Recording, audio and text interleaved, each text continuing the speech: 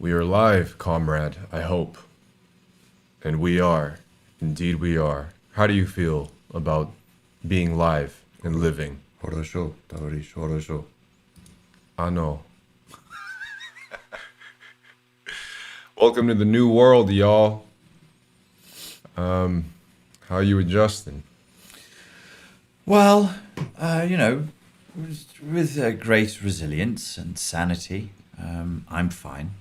I'm good. How are you?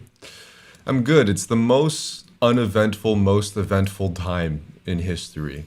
Nothing and everything is happening. I don't understand how so much can occur, but like we're just in our fucking house all day and there's like nothing new to talk about half the time. I mean, there is a lot to talk about, but at the same time, it's like on a casual basis, what have you been up to? There's nothing for us to talk about in our lives.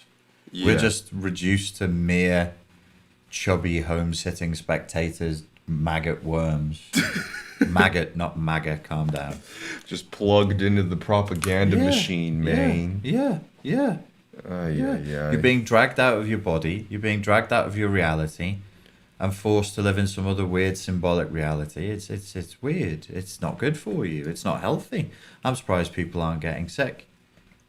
Mentally, I meant. Obviously. They definitely are. Yeah. People are And physically losing as their well. shit. Like it's exhausting. The whole thing. It's bloody exhausting. Yeah, more and more like friends' roommates, or my friends would be reporting their roommates are freaking out. They don't know what to do with themselves, going through mental episodes and shit. Obviously, we are, because look at us. We What are do you in mean, look at us? we're in a kitchen now, guys. We decided we needed to pick up a hobby in the new world. I think learning how to cook, possibly garden and grow your own food is quite useful. Offering people delicious nutrition to satiate mind and body. Yes. How are those 3 steaks, man? Well, I've just found it very useful to go on a completely steak-based diet because I have a lot of problems, Nom, nom, nom, nom, nom, nom, nom. That's delicious. What is that Gives me called? the strength I need to clean up my goddamn room, bucko. What about this guy right here? Oh, limão. Oh, limão. Oh, limão. Limão en la cabeza. I forgot how to say head in Portuguese. So you got Portuguese lemon and Spanish head. You can go and tell your mum, how was your day? I got some Portuguese lemon and a little Spanish head over here. What the fuck? What am I running? A freaking hotel? Get the fuck out of here. Little Spanish head. So, limón en la cabeza. Limón en la... What's cabeza in... Fuck it, who cares, man? I've got a Spanish head. Just be happy and leave me alone. Limón. I watched a bit of the inauguration, and the first celebrity singer was Lady Gaga. The second... I didn't watch any of this. You said I watched the inauguration today. The first singer of the multiplicity of singers. It's an inauguration. Why is there any singers? Lady Gaga, bro. She sang in the new era. Yeah, she sang. She opened. It was like, all right, Good. and to She's lead wholesome. in, like she did the Star Spangled Banner. Did she vomit up green paint onto the banner and then lick it back off while singing? I mean, the deep state that they did that before the ceremony. They do that in the private chamber. Yeah, exactly, man. Yeah. Blah, blah, blah, the home of the brave. Blah, blah, blah, blah, blah. Yo, it's crazy because this shit is kind of spooky now. Well, it's always been spooky, but like right now, it's like such a visual representation of who is involved and has actual power and authority in these types of situations. Like, because they gated basically the entire city of Washington, D.C. Because we're free. Because it just covered in National Guard sleeping in the fucking building, and there's like 25,000 soldiers, some crazy like that. Democracy. Freedom. And so they're guarded behind 25,000 National Guard. The gates are like beyond the perimeter of the actual building, and then you also have like 6 o'clock curfew and restriction further out in the entire neighborhoods. And then the best part is that the only people that could show up to the inauguration is the Illuminati itself. A party where you just invite yourself. That's wonderful. Yeah, and then you got the Lady Gaga doing the whole like spirit cooking thing. She's the one that's singing in the New World, bruh. It's the Hunger Games, man. Wow. Feels good to be free. Feels good to be free. And then that's what all the speeches were about. Freedom? Just like the cliche, like we need to bring it together. And you know, we are one. We have the freedom, the country, the greatest. Good. They're all deluded, of course, living in their weird fantasy. It's me that has the power because I'm wearing the powerful hat. So they can have their ceremonies. They can have Lady Gaga, Lady Gazeltons, whatever they like. They can have whoever they like. It's me that has the power. They're deluded. I'm right. They're wrong. Yes. And it was like the most kinky circle jerk I've ever seen on public television. Did Bo Jiden do any hair sniffing? There wasn't anyone in front of him, but he could probably smell from the perimeter now. He's got his skills. That's the National Guard was there to collect samples. The sweet smell of freedom. We got a comment that says, "What's wrong with talking about unity and freedom?" There's nothing wrong about talking about it. Yeah, you can talk about it whilst you're in a Nazi lockdown, fascist, isolate everybody state. And that's what it was like the biggest irony. It's a little ironic, Dude. to put it gently, to put it charitably. It's a little ironic right now under these circumstances. Look how free we are. Look how unified we are. Yeah. It's talking about democracy and shit, bruh. Like, there was literally not one average citizen in like a fucking 50-mile radius of the place. God, that just reminded me of the scene, I can't remember which Dark Knight movie it was, where somebody says to Bane, I'm in charge here, and he picks them up and looks at them and says, do you feel in charge? Before breaking their spine. Yeah, right. So, I mean, I just wanted to see what was going down, and, you know, they hyped this shit up like it was Kanye's new show or something, man. They're like that. It is Kanye's new show. Yeah, everyone. Kanye's in control. Me and Kanye have been running America for years. You're all confused. It's me and Kanye running the show now. Yeah, man, and he might actually run the fucking thing one day too. But yeah, they hyped this shit up like some fucking stuff was gonna go down, man, and I'm like, oh, that would be insane. And I'm curious to see if anything does go down. And turns out it was just a very average inauguration ceremony. And peaceful. Which is what we need now. That's good. That's Peaceful with 25,000 Have you seen the photos of the national? good. I've seen nothing. While you no news. While today. you go ahead and speak, I will do the service of showing you guys the photos of. On the way, on the Uber journey here from Karlin to Zhishkov, Oh fuck! I passed through the hill, the mystical hill of Vitkova, and I was because I get very sick in these Prague car journeys. You're riding over cobbled streets, and it's all very exciting, the way they drive here. And I was inside my own body, inside my own skin, just breathing, which is not a crime yet. And I was thinking, oh, it's nice to be inside your own body. I don't really know what's out there, do I? As I'm bumping along in the car, I don't really know what's out there. I only know through the signals I'm getting through my senses. And it just occurred to me, as I said to Pierre in the beginning, as time goes by, particularly during this time, we're sort of being pulled out of our bodies daily and told this on the screen is the important thing. Not you, not your life. That's the important thing out there. Yes. And by the way, it's terrifying and enraging. And also, by the way, there's fucking nothing you can do about it. So sit there and be agitated and scared, you fucking slaves. Yes. So another thing to be hopeful for is this. Another thing to be hopeful for is this right here. As you can see behind us in this flat screen TV that I got hooked up to the kitchen. Are you gonna put your arm around me? I'm scared. Dude, look. This is the Capitol building filled with hundreds of National Guard. Fucking hell, Yeah, man. with ballies on, some of them as well. Some of them have got balaclavas on. Yeah, man. They look ready to rock and roll. They don't look like they're there in like dress uniform with a few batons. They look like they are ready to fucking rock. Fuck yeah. Yeah, I've seen this in like Call of Duty or something, man. Yeah. Well, if some citizens kick off, I mean, you just have to put some rounds down and sort those citizens out. I tell you what. Yeah, I mean, do you think it's overkill?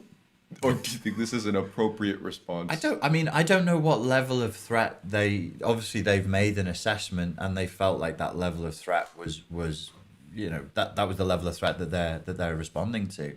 We when we were chatting, suggested amongst ourselves quietly that there could be some trouble, and probably even, there's some violence, maybe some assassination attempts, some domestic terrorism.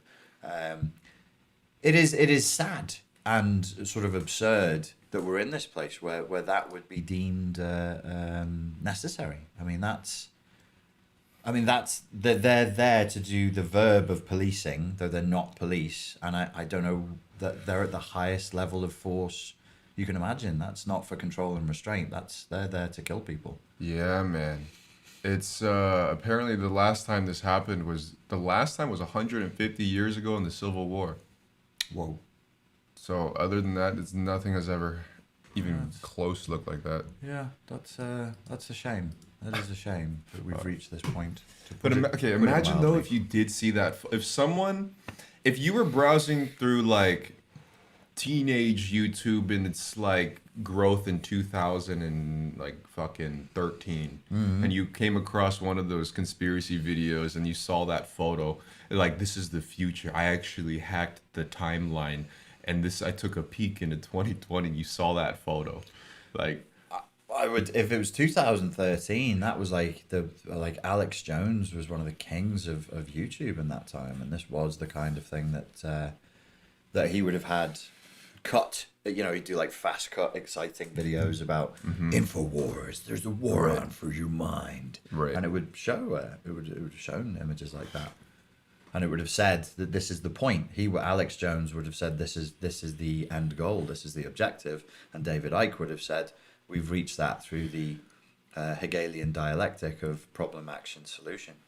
I do remember looking up at conspiracy videos because I was in Southern California, and the only thing people do there is put plant-based carbon dioxide exhaust into their lungs, and that's what people ended up doing under the influence. They just look up conspiracy videos, and I remember a big thing was like police state. It's gonna be it's like completely police state, and I feel like it happened so effortlessly and quickly that people aren't even calling it that now, but it is. It's but like yeah. There was a transition period that we went through in the UK where the British journalists would talk about young women in the late 90s as being ladettes, and you'd hear that all the time. But then once a significant enough mass of young women growing up had become ladettes, they stopped using it because you don't hear that phrase now, but it was big in the early 2000s, the late 90s amongst British journalists, but you don't hear it now because once that's normalized, well, you're not saying anything. You're just saying saying girl. That's just a British girl. There's no such thing as a ladette. So there's no such thing as a police state. There's just our life now. In the UK, apparently, I can't go back to the UK because if I did, they would want to put me inside of a quarantine hotel. But apparently, they are stopping people on the motorways there and asking them where they're going and what they're doing, which we don't have here. It's not that bad. Yeah. So it looks like we're gonna start this one off a bit more intense, but in addition to what you just said, we'll probably get to cock jokes later though. Yeah. In fact, one person was like, I came here to learn something, not just be entertained. Oh, goodbye, have fun. Like did somebody already write that? Someone already wrote that like 10 minutes in. We're not the people to learn from. My God, dude, 10 minutes in. Jesus, bro, imagine like sitting in university and being like, came here to learn something, and you two idiots just entertain me. Fuck you. Dude, going to Tentacle Croissant where we showed up in these, bruh? and fucking these. Maybe we should like make one time we should make a genuine effort, like in the first 10 minutes, to actually educate people on a thing. What the fuck we gonna? And then they're gonna be like, "Do you think you know everything? You don't know. You tell me my life." Oh yes, we're in that scenario. The people here even saw that too. But yeah, if you want it, you need it quick. You know, you can't. No foreplay anymore. Like I want to learn now. Yes, teach me, daddy. Yeah. So in addition to what you say, Teach me hard.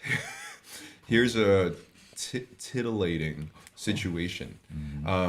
Apparently, and there's no joke. The articles are out. Guess what Germany just set up? I wouldn't know. Ich weiß nicht.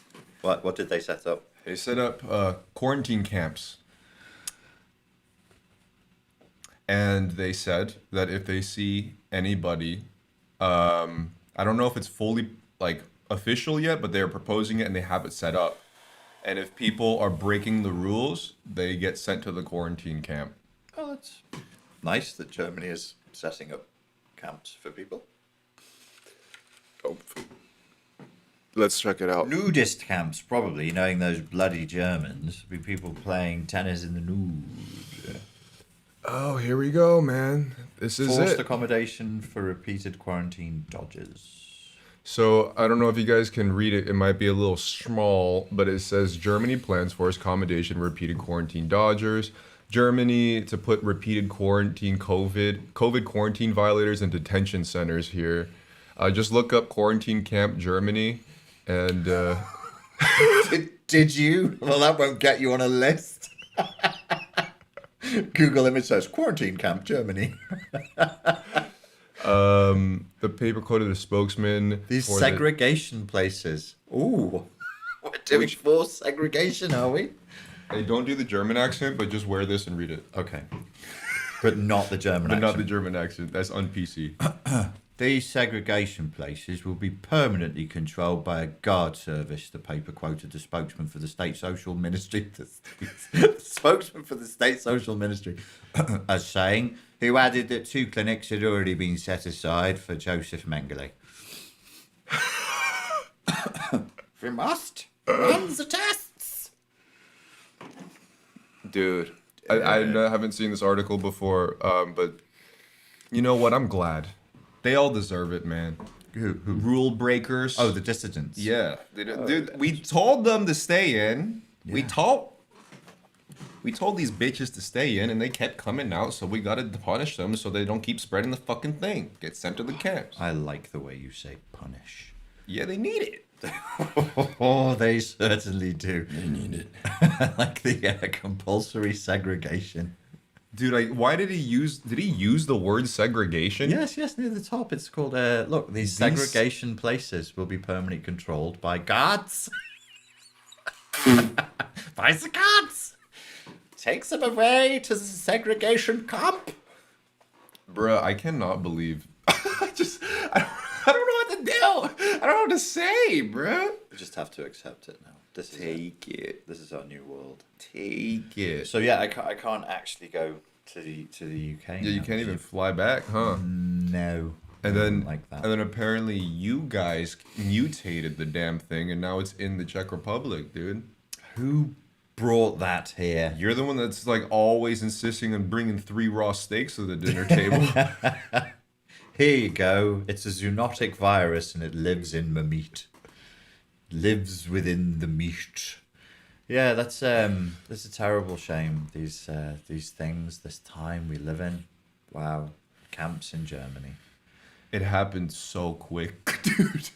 It happened so fast. That's nice though. I Man. don't feel so guilty. Like, you know, I think I've cited this before. I remember watching Schindler's List when it came out in 1993 or 94, and I was only a kid, and I was like, how did people let that happen? How could they let it get like this? Did those bloody Germans really not know what was going on over the hill in those camps? It's a bloody disgrace.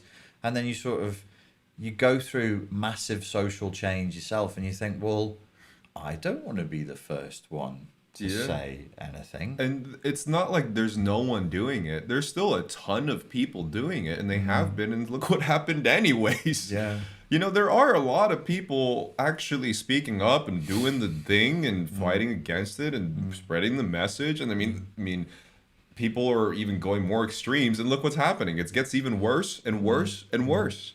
You know. So and like this was something that we were juggling with for a while. It was like I think months back. It was like at this point with the amount of hysteria, is putting effort doing more harm or more good? We will not be remembered as history's heroes, Pierre. We will simply not. That Rubicon was long past months ago. But there's a relief in that. You sort of go, well, that's not a thing anymore. It's gone. I missed my opportunity and it's gone. But remember, people came here to learn. Right. Okay. Yeah. Don't be entertaining. Don't be entertained. Be serious. Be serious and No learn. laughter, dude. There's no laughter anymore. No, you mustn't Don't laugh, bro. When you laugh, you expel globules of virus hither thither. Eventually, you'll be told to breathe more quietly and to talk less. Well, less talking. We're breathing a lot less. You know, the fucking masks give me acne around my breathing apparatus. Yes, I'm not a big fan of those masks. They do. They make your face a bit gacky, and it's not. It doesn't feel particularly healthy to have them on all the time. But you told me you liked your face being gacky. Oh, gotta get my moisturizer somehow, kids. Hey, how do you think I look so young? Now you know. That's how I felt watching the inauguration, man. You wanted to gack on somebody's face? No. Like I felt like my face was. Oh, Just a bunch of like officials just like rubbing it in our faces. Like you have nothing. Nothing. You have nothing. accept your serfdom. Accept it. Accept that this is the new world order now. Dude, This is your so life. where are you at mentally with all this? Are you just like Where am I up to mentally? I think. Well, there's like stages of grieving that you go through. And you get angry and you try and sort of negotiate with it, and then you have to fight. And then ultimately you come through the fifth stage of grief to acceptance. And I'm just like, well, it's already it's bloody awful. I mean, it's really, really bad. I could make it worse by agitating myself and getting really angry or really depressed about it, or I could just sort of accept it and, you know, make the bloody best of it. Yeah, I definitely went through all those phases quite intensely. And you know how we were talking about if shit really went crazy and we started over, how long we would last if we had no everyday luxuries as electricity and running water? Coincidentally, yesterday, my gas turned off for a day because they needed to fix something in the building.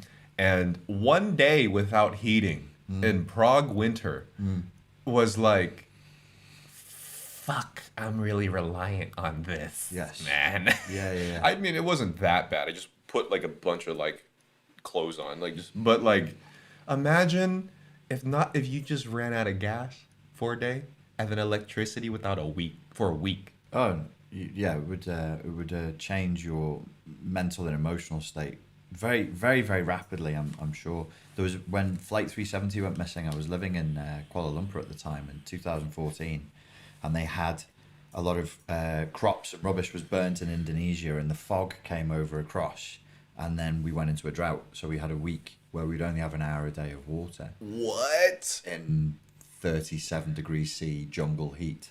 So you could only flush the toilet once a day. I'll let your imaginations run wild with that one. It certainly was stinky round in my block of apartments. Where did you find the will? I don't know. I just it was actually a really strange time because every time you went outside, the what do they call it? They call it the haze.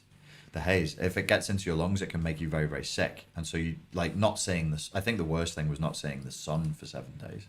That was weird and upsetting. But yeah, you just kind of, I don't know. You just have to believe it's going to get better. You just have to think it will eventually get better, and you know, maybe it will. Maybe it will, Pierre. Maybe everything will be okay. Maybe it will.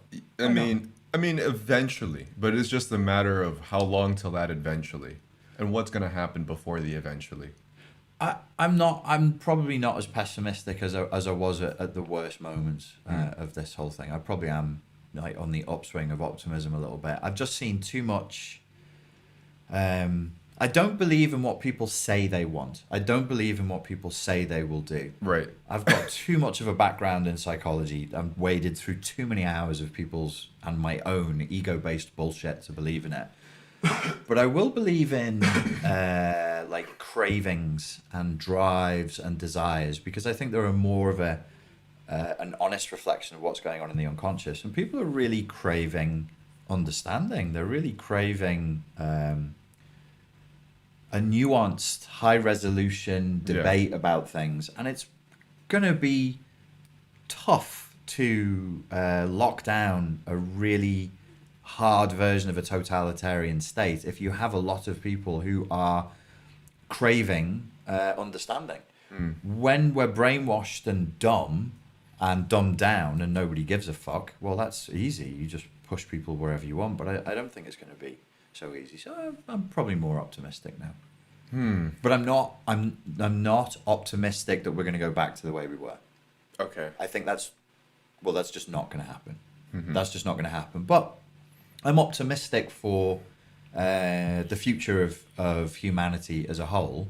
We personally may have a shitty sort of a time of it, but if you know it's for a good cause, and you know maybe we're the people who will, you know, set the path for people after us, and we might be planting plants that we never see grow.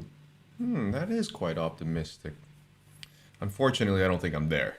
Because when I was there earlier last year, the harshest come down.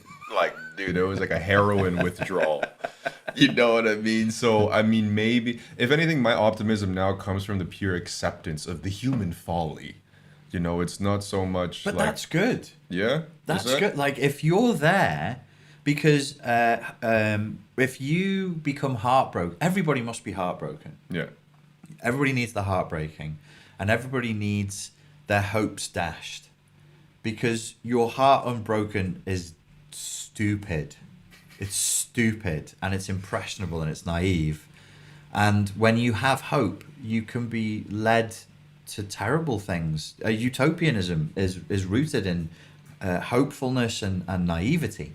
So heartbreak destroys naivety, and despair destroys hope. So you can't be led by the nose to some utopia, which is a place that does not exist, to do terrible things and to accept terrible things. So the pain of the experience breaks people's hearts, dashes their hopes, and I think that they will generally, not all, there's always going to be a massive morons, and the morons will be the majority, but a good number of people will grow through this. They'll mature through this, Right. And they'll be strong. There'll be people who can actually build a rock solid foundation for something. But we as consumers are probably going to have an individually rougher time of it. Yeah, I mean,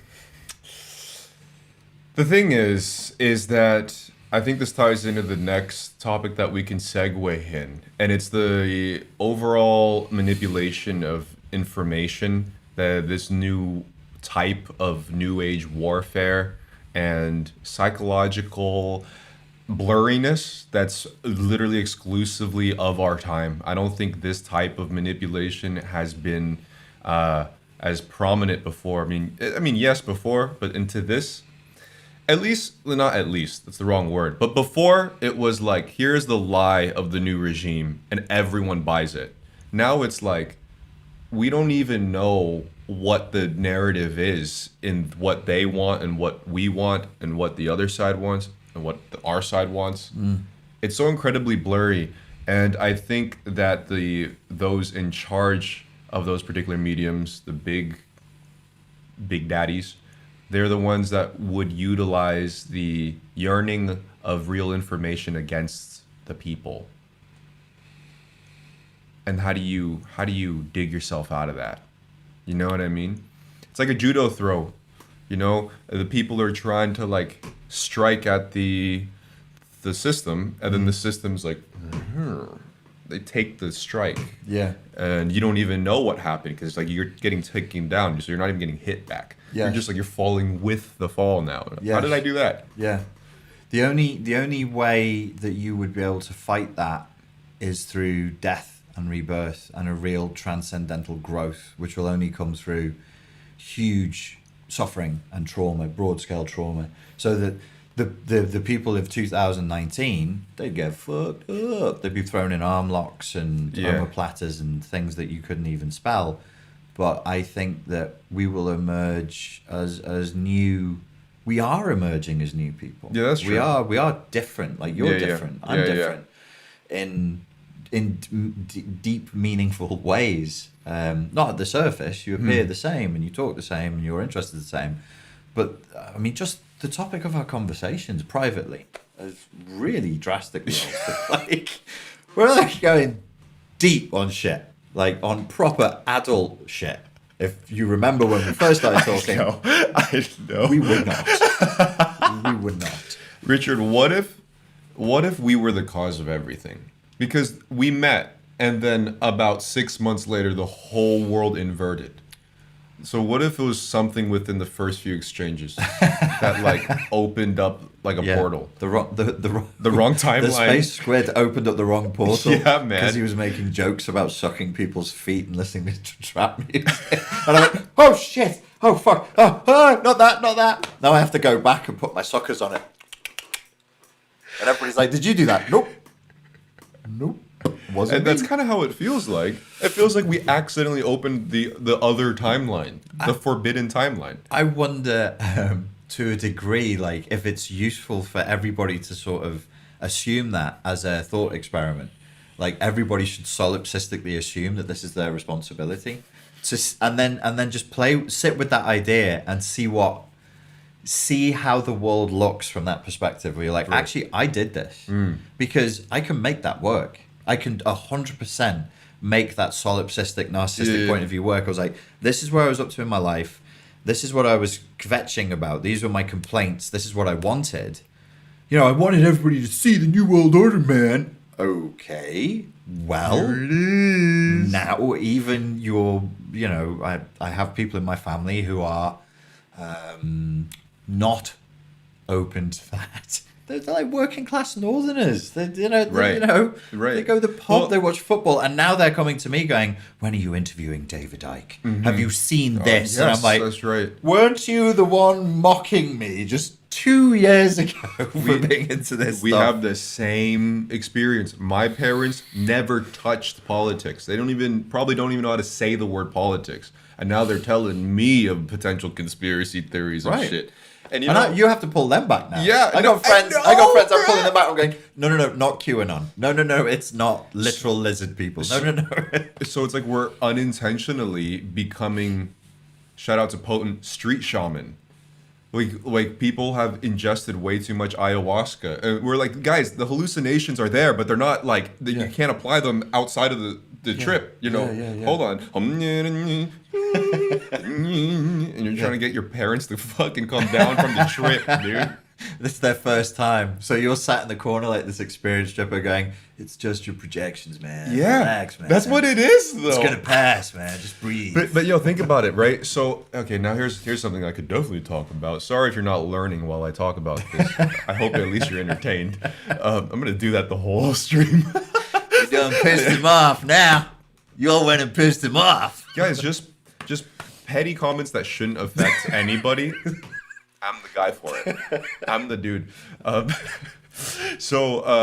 Yeah, you can think about it. So you have the people that are in the corners of the room with just a little more unkept, and it's in masses. People look at them like, what a fucking weirdo. He's just talking about like oneness and this and there's like a deep state thing.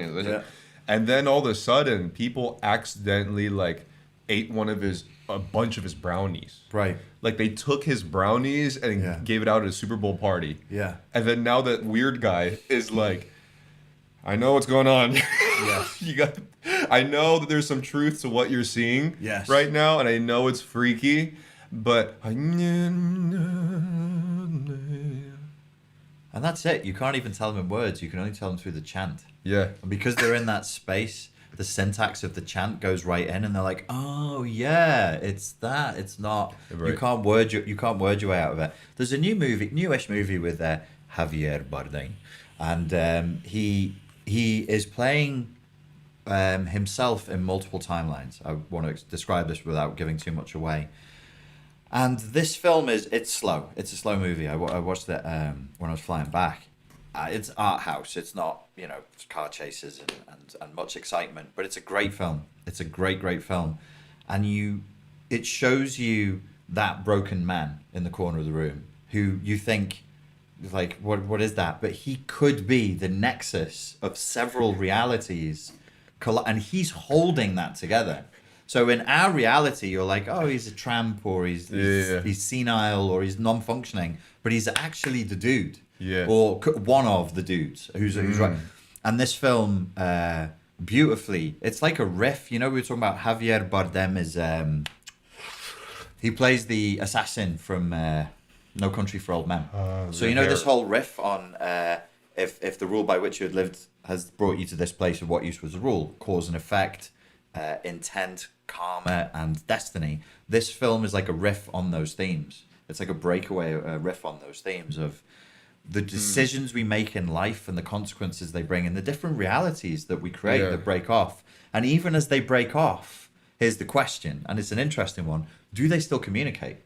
So are we still are you in communication with Pierre, who stayed in Orange County? Are you in communication with Pierre, who became the insurance salesman? Do you sometimes sleep and dream as him, and the Matrix screws up and then puts you in his dreams, and he wakes up in Orange County and is like, I fucking dreamed that my job was giving people virtual drinks online. And his wife is there going, oh, baby, you have weird dreams. Where were you? Were you in... No, I was in Prague. And she'd be like, where's that? Is that in Chechnya or Serbia? Where's Prague? Do you know what I mean? Yeah.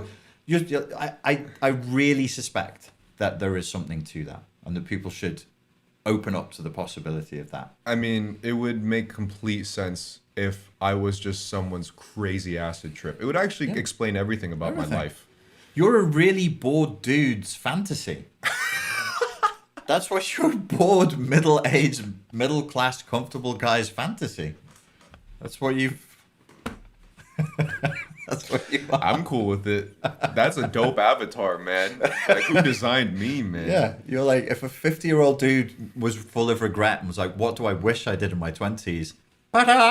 This is the little dancing lemon right here.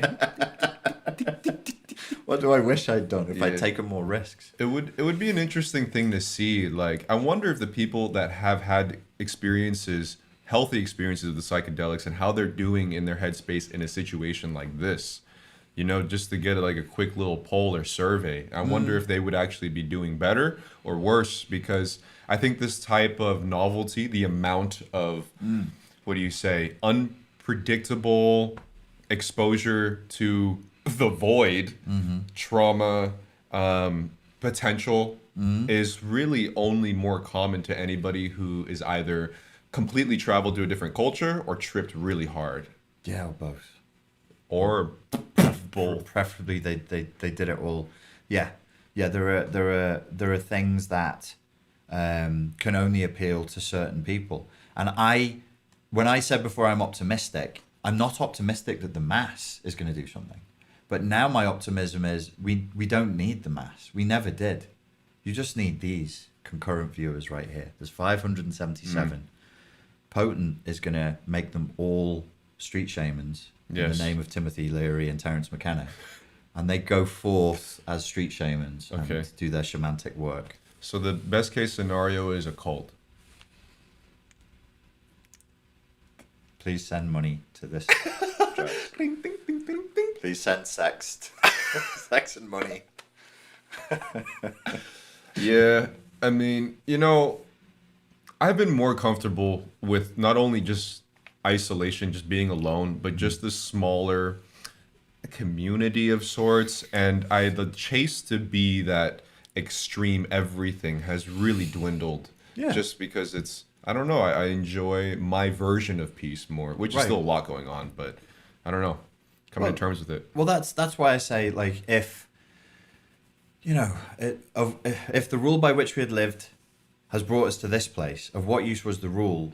Another sort of tangential point to that would be careful what you wish for, because you just might get it. So if we all, as 587 concurrent street shamans, decided that we're going to create a new reality right now in which Bo Jiden is in power, it's over, and in let's say 4 weeks, pretty much everything goes back to normal. There are face masks around, there's some and then every winter we do a little bit, but we never do this again. But it goes back to normal. When do the problems come again? When do you start going, oh, I was really craving normal, but I forgot this, and I forgot this, and I forgot this, and I forgot. And my point, I'm probably not conveying it very well. Sometimes the thing you want when you get it is the last thing that you actually really want. Right. And the thing that you have is the thing that you're supposed to have. So there's another little reframe that people can use. It's like, what if this is perfect? What if this is exactly what every single one of us needs right now at this point in time? Everything that aggravates you, everything that stresses you, everything that you find awful about this. What if it's exactly what we need? It might not be. I'm just saying, from a philosophical point of view, we should all at least ask that question and play with it once a week and be like, yeah, this sucks, but what does it teach me? What am I doing? How am I interacting with this experience? They were always coming to the same points around the same time. I've recently come to this situation where one of my friends has a really, really depressed roommate at the moment because of the whole situation. And then they were saying how, I remember being where they were, and I'm glad that everyone was there for me at that time, but I've never really been there for someone. So then I thought, like, from that thought experiment, bigger philosophical perspective, like, take a more karmic route to it. Like, it seems as though now you are understanding, you're learning through this lesson to what it's like on the other side. You know, because there were, I'm sure, a lot of barriers for, people being around the depressed person, but they never understood that. So then those situations play out in a way that life has a way to teach things in a 3-dimensional, 4-dimensional chess move. Yeah. It's not like how we learn going to university, getting in debt for some dude to tell you about mitochondria. Right. The way that life teaches you is like throws you into a simulation or an experiment. And I think a good thing to maintain is the idea of, even though it does, any troubling shit that you go through, that it might not necessarily have an objective meaning. It might just happen and it sucks and you might truly be the victim of something. But for the thought experiment to just apply and search for, what is this teaching me? It can really reframe a ton of things. Yeah, for one thing that's great is it re-internalizes your locus of control. So you go, okay, I'm either just suffering because of this, or there is something to this. I just did a video about this yesterday for the 30-day challenge. Marsha Linehan, a psychologist, and Jocko Willink, a Navy SEAL, say the same thing. The peak of their teachings comes to the same conclusion. The peak of Marsha Linehan's dialectical behavioral therapy for borderlines is radical acceptance. The essence of Jocko Willink's teachings of extreme ownership. So you have radical acceptance and extreme ownership. His is, as a leader of a military unit, are you going to blame the weather for the faulty GPS systems that made the mission go wrong? No. You're going to take extreme ownership and say to yourself, even though that's not my fault, I was in command, so it's within my circumference to do something about it. You take ownership for it. Marsha Linehan, yes, terrible things happened in your past. Yes, people abused you. Yes, your past was traumatic. But for a moment, can you radically accept everything that happened in the past that you hate and everything in the present that you absolutely cannot stand, just for now? Just for a moment, can you radically accept it? And for those few moments when we embrace extreme ownership, radical acceptance, we re-internalize that locus of control. Then you can actually do something. You're not powerless. In the way we tend to think now in modern culture is it's like it's about truth What's the truth? Well, sometimes poetry doesn't have a hard truth. It just leads you in a direction. And who's to blame?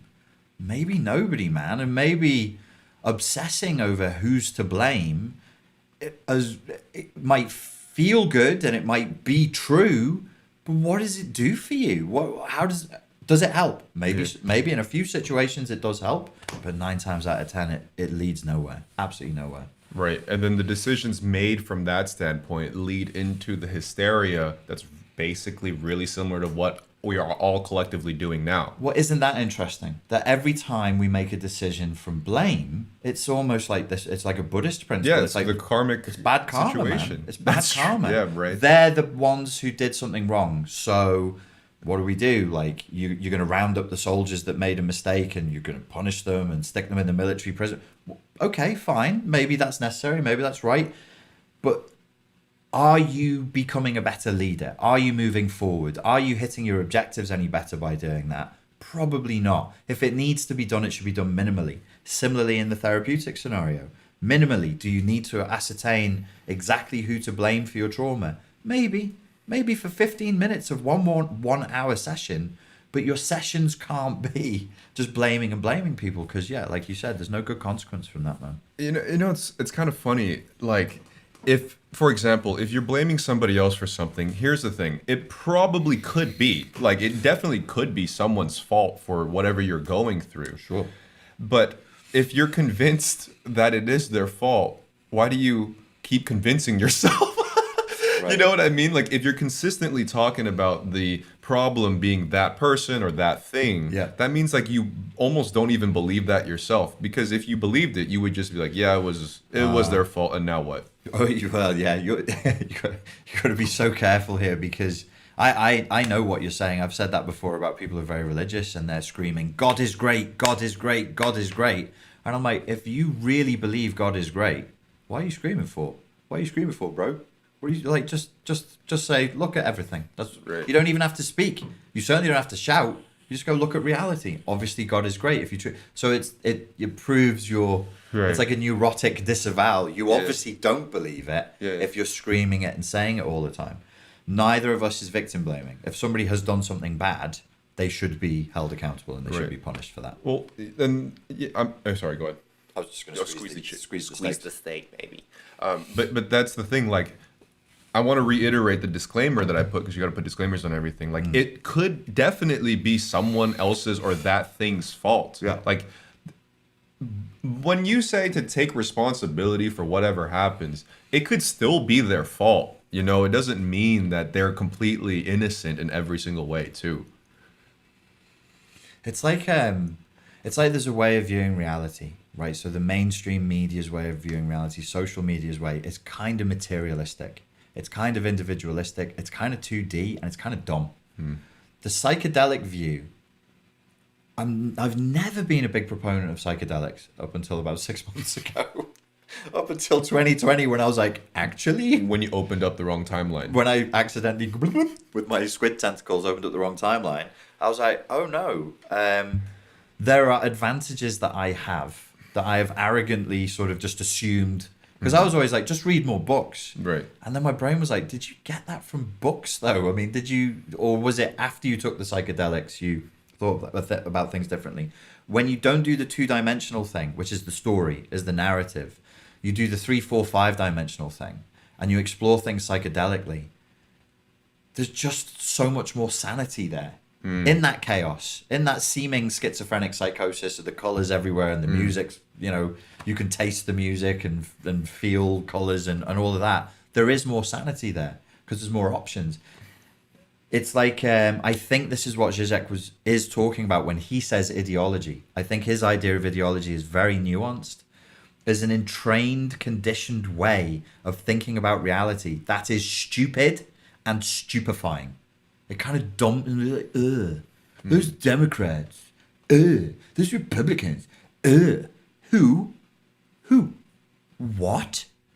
What is a Republican? Can I taste one? What is a Democrat? What is one? You know, and then you get into this weird blame thing, and it's just like, I'm not even gonna. Let me cop it under the chin. How's that for Republican? It doesn't make it. People are lost in symbols and they're lost in story, and they're getting more and more lost in story. And I'm like, you don't have to do that, man. That's not your story. And if you didn't write it, somebody wrote it for you, and that suggests it's probably not for your benefit. I was just talking to a friend, I think, the other day, and I don't know why I haven't thought of it because it's so obvious, and it's a shame that it's not my exclusive idea. But everything actually starts to look like a zombie apocalypse. In a way, not because we're fencing things off and we're like locked down and there's a bunch of zombies, but like the way that these ideologies possess people. It's like getting bitten by zombies. And then these zombies multiply and then they start losing their personalities, where all that they can think about and act is just regurgitating the same political belief here, social idea here. And they all start acting and sounding the same. And they're vicious. They're mean. Like they're fucking out to bite you too. And it's like, it really does feel like these patterns of behavior and how this thing transfers to the next person, removing themselves of an identity, is like really fucking similar to zombies. Yeah, it is. It is, and it's the version of zombies. I think it's only been in a few movies, but it was there in 28 Days Later. Okay. Which is they're not slow moving. They are fast and they're angry. Oh, yeah. And I think the virus that everybody it was created in a lab, and it transferred from a monkey to a human. It was zoonotic, and I think the virus was called Rage, and it makes people just fucking and they're zombies that sprint. Yeah. And I was like, damn, this is wow. That movie really disturbed me. The fact that the zombies were sprinting, I was like, no, I wanted them slowly so you can shoot them. But they scream and vomit blood, and it is like that. It is like a zombie apocalypse where people are getting bitten. And you know that that's happening because you can be talking to a person and then you get onto politics or a subject that's related to politics, which is everything now because everything's politicized, and they change and they kind of disappear. Yeah, that's what I mean, though. Like, the zombie comes out. They're not there anymore. And they're like, well, somebody was saying to me about these bloody right-wingers and you shouldn't listen to him because he's an arsehole. And I was like, why? He's on the right wing. And I'm like, well, he's a human too. He's still a person. I mean, Yeah. And the more conversations that I'm having with others, I'm hearing more stories of how politics has entered everyday casual conversation, and the way that these things come to be. I just can't believe that people are actually having that happen to them. It's not like some urban myth or like some old wives' tale that their friend told to somebody. It's like, from first source, I said happy birthday to my friend. Right. And he started going off about how the ding did that and the buzzword and the thing and the thing. This and is because of your goddamn liberal brainwashing. Yeah, it's like birthdays are now a liberal construct to push the feminization agenda of, and then, it's because like, you hate Jesus. Yeah, like, dude, like, I can't believe some of these stories sometimes. Like, you can't just say happy birthday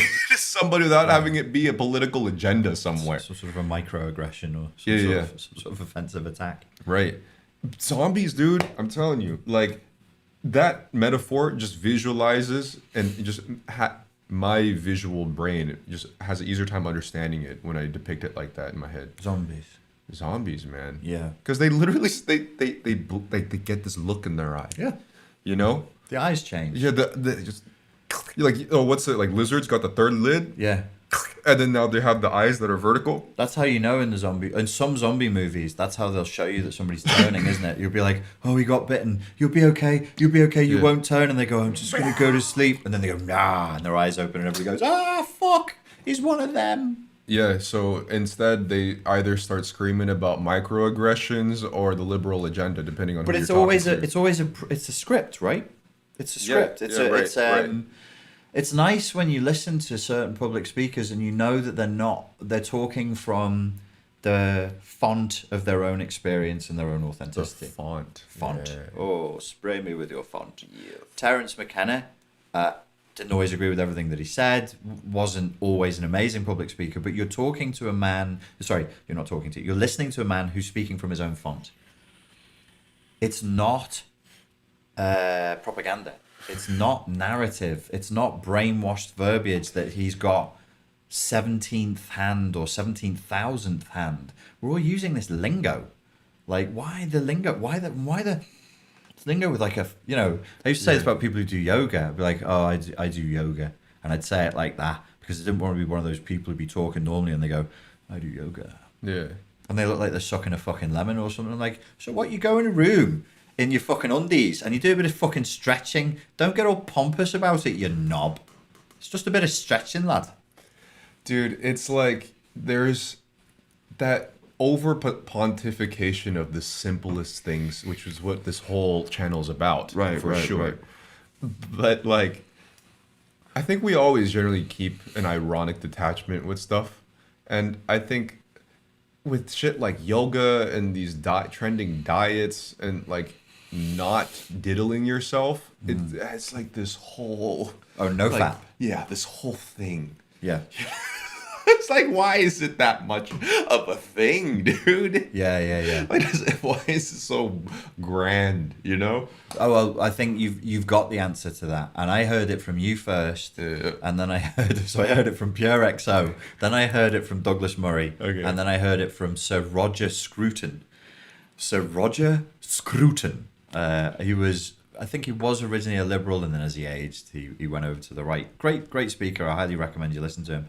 But the point being, we are essentially religious creatures. And if we don't have a religion, right, we're going to show up with the same religious quirks and sort of neurotic tics in different ways, through CrossFit, through vegan, through yoga, through politics. But it's all a striving for identity, which is in the two-dimensional flat world of story. When you do psychedelics, you just like... if you can access that psychedelic space, you won't feel that hunger anymore. You won't feel that craving for identity. It's just kind of there. Yeah. Because everybody's we're just, I don't know. You can't even put it in. I know. It's like, how do you? That's what I was trying to do. That's why I was kind of zoning for a bit. I was like, how do I? It's there. Like, does anybody force the ocean waves to crash onto the shore? Whenever you do an English accent, you sound like Tyrion from Game of Thrones, and it makes me very happy. Is he a good or bad dude? Or is everybody bad there? No, Tyrion's he's a good bad guy. He was the best character of the whole show. Fantastic. It is impossible to sort of verbalize it in a way that's effective. And probably we're preaching to the choir, because if people are here and they're bothering to watch this, look at the spectacle that we are. Is chief spelt wrong? That's driving me fucking nuts. Is it Chief? Is it Chief? That's the name of the new restaurant. Oh, it's Chief. Yeah, it's like, those trendy new hipster restaurants, they switch a letter around. Right. Chef. Welcome to Chef. People are like, I went to Chief today. No. Chef. So what the hell was I saying? It seemed important. That's probably my ego time. It was like trying to pinpoint these things. Like that, maybe that's why these gurus that with the giant beard that goes past their toes give the most annoyingly vague answers, because it can only be explained through this weird metaphorical thing that puts you in a paradox. Yeah, that's like, because you can't pin. It's not concrete, man. I don't know, man. Yeah, because we're trying to get answers in the 2D. So you'd be like, how do I fix my depression? And then the guru tells a story about a sparrow that got frozen in the lake and it died, and then the tiger ate the berry, and he's just sat there going, where's the thing about my depression? And you're supposed to just draw the essence of this poetry, because poetry, it's worth saying, because I know it, but I forget it. For poetry to be poetry, it literally cannot be literal. It is not allowed to say, this is a poem about a glass of water and you're supposed to feel. It's supposed to be evocative of images and open to interpretation.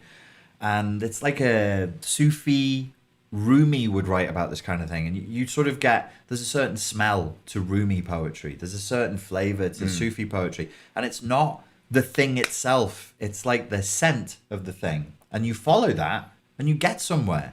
But if you get all literal and two-dimensional and be like, well, what does it mean? Like, what does it actually do? Like, what does it mean? It's like nothing. Well, that's stupid. I don't know about nothing. It's just blah, blah. Well, I can't. I have nothing to give you because you're being literal. You're taking everything rigidly, and of course that's why you've got problems. You've got trouble because life isn't so rigid. It's not fixed like that. Yes. Nowadays, poetry is very, very concrete. I was like a dying rose while you were holding my stem. And I liked how it felt. It's an unusually thick stem. But that's kind of the turn of contemporary songwriting. Like literally in 10 years, Yeah. maybe even sooner, it went from like metaphorical language I like you. to Like the desert likes the rain. Yes. To my pussy feel like a lake. Put a ribbon on my box because my pussy gifted. to be fair, that's metaphorical too. Oh yeah, that's true. That's too. Because their pussy isn't a box or a lake. But it does feel like a lake. But I mean, for even a more exact example of that, which is highly offensive, Tiger would say, "I fuck a bitch in a pea coat." In a pea coat. He has a pea coat, so he effed a bee with the pea coat on. With his pea coat on. Yeah, with the Gucci on, you know. I see. Did he bring a bucket and a mop? But like, Hello. Did you bring a bucket and a mop? how do I even transition out of this one, man? But like, for example, you had one of the greatest, most celebrated rock bands ever, which is Nirvana. If you look at Kurt Cobain's writing, it's like, what the fuck is he even saying? Like, look at the lyrics for Heart Shaped Box. It makes no sense, but that is the ambiguity that it allows your imagination Yes. to kind of run with it, and I think that's used to be part of why they're so successful. Right. The ambiguity, even in the vocal delivery, you can't exactly hear what he's saying too. Oh, he's like the first mumble rapper. Yeah, but that is the scent. Like that's what you're talking about, man. Yeah. And the album's called Nirvana. Oh, that's true, and it's also super vague. It's really, really vague. Load up on guns and kill your friends. It's fun to lose and to pretend. Here we are now. Entertain us. It was like a prediction for the narcissism of the culture of the future, man. Yeah, but it was a leads vision, you. man. It's not like Yeah. Everybody's so Narcissistic. narcissistic. It really makes me sick that you're so narcissistic. yeah, man. And I mean, I would even pull up like I'm trying to listen to music more because I think listening to podcasts about the political position 24/7 is not best for my mental health. So I'm listening to music, right? And then I went to this one hipster band, and I'll just name it, whatever. It's called Men I Trust, and it's actually pretty good. The sound tonality is pretty cool. Really hipster instrumentals. Then sometimes they put subtitles on the when she's singing. It's like part of their aesthetic, and with her vocal deliveries are a lot more ambiguous, and I like that. And I'm reading the lyrics now, and it's just the most overt passive aggressive attack into my being. Really? I just listened. I was like, oh, you piece of shit. You're so self-absorbed. You know, and I'm like, What are you judging me for? what? I was better off not knowing. You know, now I'm trying to chill being personally attacked. Yeah. Like no matter where I go, you're gonna get attacked nowadays. Yeah. You know. Yeah. That's it immediately made me think of the group from the late 80s, early 90s called My Bloody Valentine. I'd love anybody yeah, to yeah. give me the lyrics of that. It's just like, but the cooing of spirits in another dimension. That genre of music is called shoegaze because they would use so many guitar pedals that when they played live, they just stared at their shoes. Oh, is that why it's called shoegaze? Yeah, but that's one of my favorite genres of music because Right. it's so blurry. It's like the most vague, emotionally intense stuff. Because of my age, I was at boarding school when I was listening to that, and in 1992, that's when Twin Peaks was out. So I associate that indelibly, like My Bloody Valentine, with Twin Peaks. Okay. And the vagary of David Lynch's Yeah. storytelling, which is I really like it. I really like the second series because he managed to convey dream logic on film. and it's hard That's to do. not made for anybody. Not anybody. It's not made for everybody. The way you said it the first time was the right way. That's not made for anybody. You need to be a nobody. You need to be in like transcendental state to get that, because if you're a body and you watch that, you're like, what is this? I don't get it. Who's the good guy? Who's the bad guy? I don't like it. Yeah, or like the Jodorowsky stuff. He showed me Jodorowsky. Oh, the color. Hey, guys. Hey, while we're talking, just pull up on another tab the color of pomegranate and just watch like 30 seconds of it. It's the most. I don't have the word for it. I don't know what it is. I don't know what the fuck it is. How do we get here? There is no adjective. It's David Lynch's fault. He's 75 today. Happy birthday, David Lynch. Yeah. I had a crazy dream about David Lynch once. And the dream was like a very, very David Lynch dream, where I was walking into a mobile office, the kind that you put on a building site, and running through it, chasing a serial killer. But the serial killer kept on showing up as a new person in different timelines. And then I'd have to write on the whiteboard how many timelines I went through. Oh, are you okay? Yeah, this is years ago. And I was like, I was enjoying myself, like chasing this serial killer. And then I was like, oh, this is like the plot line of a David Lynch movie. And then he was there. And I went, oh, this is exactly where you would show up if this was a movie directed by you. And he was smoking and laughing. And I was like, that's exactly what you do if you were directing. I just went on like that for about an hour of me saying to David Lynch, this is exactly what you would do if this was this point. Yeah, then I woke up. Thanks, David. I enjoyed that dream. I still think about it sometimes. I don't know what to say to that, man. Last night I dreamt I was in Ibiza. And You got crazy fucking dreams, man. this has never happened to me in a dream before. This was fucked up. So I dreamt in a dream that I got memory loss within the dream and committed a whole bunch of crimes. And then I slowly remembered them in the dream. I'd taken cocaine, but it was like some new model version of cocaine. And I thought I'd just gone out for a night out and had a nice time and fallen asleep in this hotel. And then the police, the Guardia Civil, were chasing after me, and I slowly remember, I'm like, why are they chasing me for? And then these memories would leak through, and I was like, oh, I think I killed a dude. I think I fought with some people, and it was like, if you've ever seen the film Memento, where he slowly remembers things. But how do you come off so sane? Do I? Yes, you Okay. do. Everyone thinks I'm the one that would say that. People think that I would be the ones having dreams that you're having. And then people look up to you as like the beacon of sanity. It's called masking, Pierre. It works very God well. damn it. It's just compartmentalizing for years. Too authentic over here, man. I gotta filter some shit out. Teach me. How do you do it? I don't know. I think it's years of a boarding school. That'll teach you how to compartmentalize. A good old English boarding school education. Just show up like a good little robot, thinking and saying nothing except what you're told to do. Yeah. I mean, someone insulted me on my DMs today, and they used you as like the example on how to take criticism. Really? Ain't got time for that. Unless you are really teaching me something. I read that and I was like, actually, that's a backhanded comment towards you, because she's implying that Richard just sits there and takes it. Yeah, no, I delete. You don't do that either. No, I delete. Unless it's really good. And online, the people who would be like educated enough and patient enough to actually be like, dude, this is what you got wrong and this is why, without there being any ad hominem, any straw man, like pure of logical fallacy, they wouldn't bother writing a comment because they'd have too much stuff to do. They'd be busy. Yeah. I mean, to bring up a good example of that, I actually got an email and I was thinking maybe I should make a video to correct this, because when the first lockdowns happened and that whole work and business thing locked down, I didn't really think too far ahead of the repercussions of that, because I just, in my head, I was just like a bunch of workaholics that just don't know what to do now. And then he like really politely through the email was like, I really liked this video and but there was this one point that I feel like it's like a lot of people are losing businesses and stuff, and I'm like, yeah, I think that's a good point.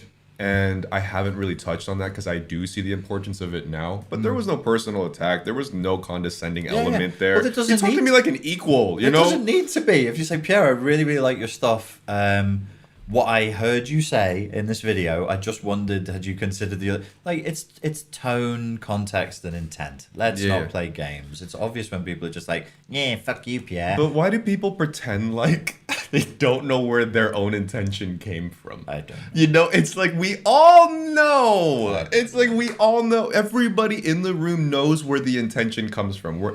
If there is any, people generally have a bit more intuition than I'd even like to give credit for. People feel it. People know, even through text, where that comment's coming from. Yeah, sure You know? they know. Sure they know. That's why I delete it. I'm like, you know, and I know, and you know that I know that you're being a little wind-up merchant. So I'm going to delete this comment. Yeah, man. Because there's no freedom to speak on my channel. Speaking of big tech censorship and censorship as a whole, you sent me a voicemail of some dude talking about it, and Darren. Yeah, Darren's been on my channel, Richard Grannon Philosophy. He's a good dude. here's the thing: he was saying that. Can I say it? Sure. Okay. Yeah, absolutely. He was saying how that the government and those powers are going to try to stifle platforms like Netflix and YouTube, and just I think today or yesterday, Abba and Preach made a video reacting to some dude on CNN, basically like really like aggressively commanding. You know what I'm talking about or no? No, I don't. He said, see, this is the problem. If we have platforms, for example, like YouTube, where these Yeah. extremists can radicalize, then Yeah. we really need to do something with them. Yeah. Okay, ladies and gentlemen, do not be the shills of psychopaths who are pretending they're on a moral crusade when all they're doing is fighting for territory. And number two, given the sequence of events that we've got up until now, if we look intelligently at mainstream media and social media, mainstream media came back in 2020. People started tuning in. Yeah, that's They'd right, yeah. lost so much space to social media. They ain't giving it up now. Yeah. And this is a good sign. That means spring is coming. Uh-huh. That this thing will go away at least for a period of time. And mainstream media is already going, okay, let's move to the next thing. The next enemy needs to be social media.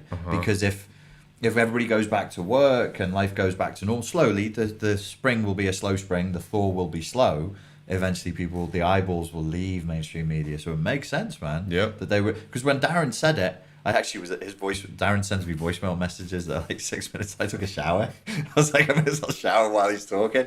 And he was saying it, and I was like, oh, I don't know. And then I went, holy shit, of course they will. Yeah. Mainstream media has to attack YouTube. So they're Yes. not going to be, right now, they're functioning lockstep. But yeah, I think it's true. I think it's right. They will start attacking each I other. didn't think it would be that fucking overt. Like, it was so obvious what this dude on CNN was saying. I thought it was more like, let's just buy a little more and maybe invest a bit more, you know, maybe get some algorithm pushes for channels. But this dude was like, obviously, don't let a crisis go to waste. Yeah. He was just, fuck, man, they're really milking this thing. They're like, yeah, if we have platforms even like YouTube and these things within these extremists is like a number one, and they started like talking it's about, not you, CNN, or Fox News. It's YouTube. Yeah, they're yeah. the ones who are polarizing everybody. oh my god, man. Well, if it was me, I was marketing. If I was in the marketing department for BBC News, Sky News, or CNN, I'd be saying we need to start positioning ourselves as the adult choice for intelligent people with accredited experts, and everybody's checked, and it's all doctors, so that we can be a cut above.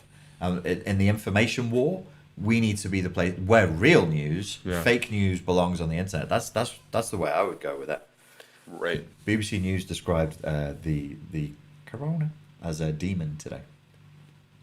Really? Literally, a demon. BBC News, which is the major news channel for the UK, and it's funded by the British taxpayer. No choice on that one. People in the comments say, no, it's not. It's a government body. Trust me, it's funded by the taxpayer. BBC News literally said, what's your euphemism for it? Is it the Rona? Is that what you call it? The Coroni. Corona. Covida. They literally said Covida was a demon. It is a witch hunt now. It's like, We are entering the new dark ages. Dude. They described it as a demonic attack, and there's the National Health Service workers, there's martyrs who, and I quote, are gazing into the eyes of death every day so that we don't have to. And I'm like, well, that's a very sane, sober, rational, adult way of reporting just the facts. That's the BBC, kids. Unbelievable. Rona is a demon, a literal demon. On this topic, it's a perfect segue into us shrinking, because I live in a cartoon. Welcome to my This is where I feel home. Right. Living cartoon. In Chef. Look how big the stakes are compared to you, man. So, so I just want to preface this real quick. Again, we are not a polarizing partisan. We're not a partisan channel, and we don't really, we just drizzle on politics sometimes. On the face and tits.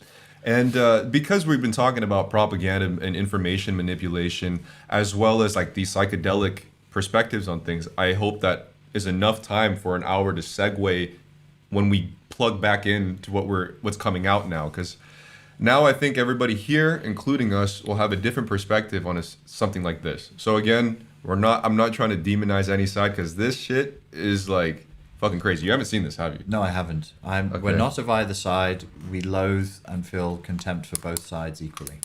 Yes.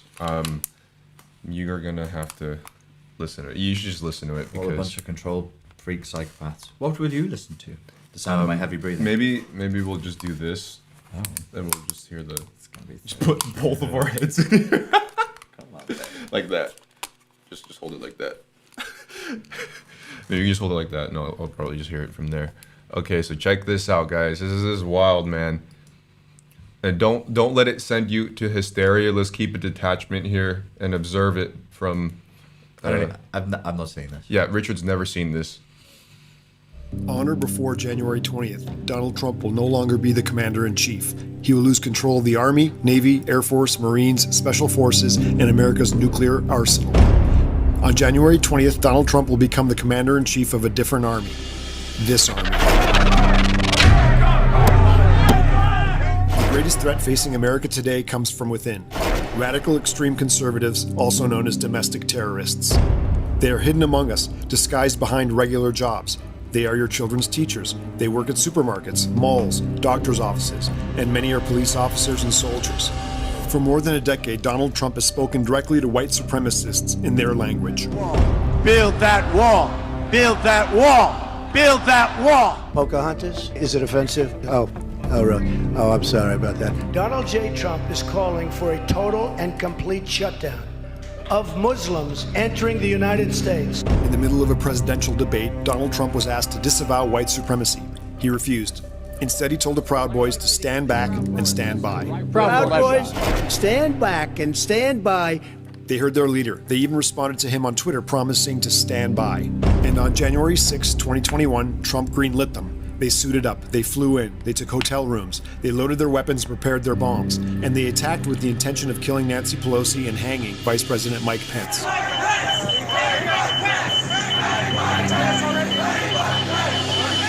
They were vocally saying, "Where's the speaker? We know she has staff. They're here someplace. We're going to find them." In the years ahead, Trump will lead his army of domestic terrorists. He will encourage and incite violence.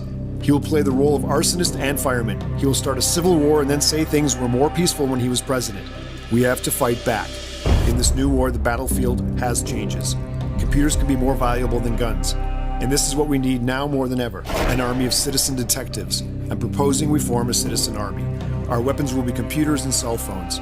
We, who are monitoring extremists on the internet and reporting their findings to authorities. Remember, before the Navy SEALs killed Osama bin Laden, he had to be found. He was found by a CIA analyst working on a computer thousands of miles away. It's up to you.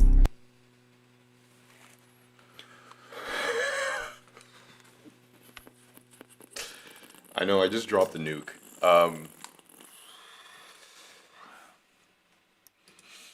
Yeah, man.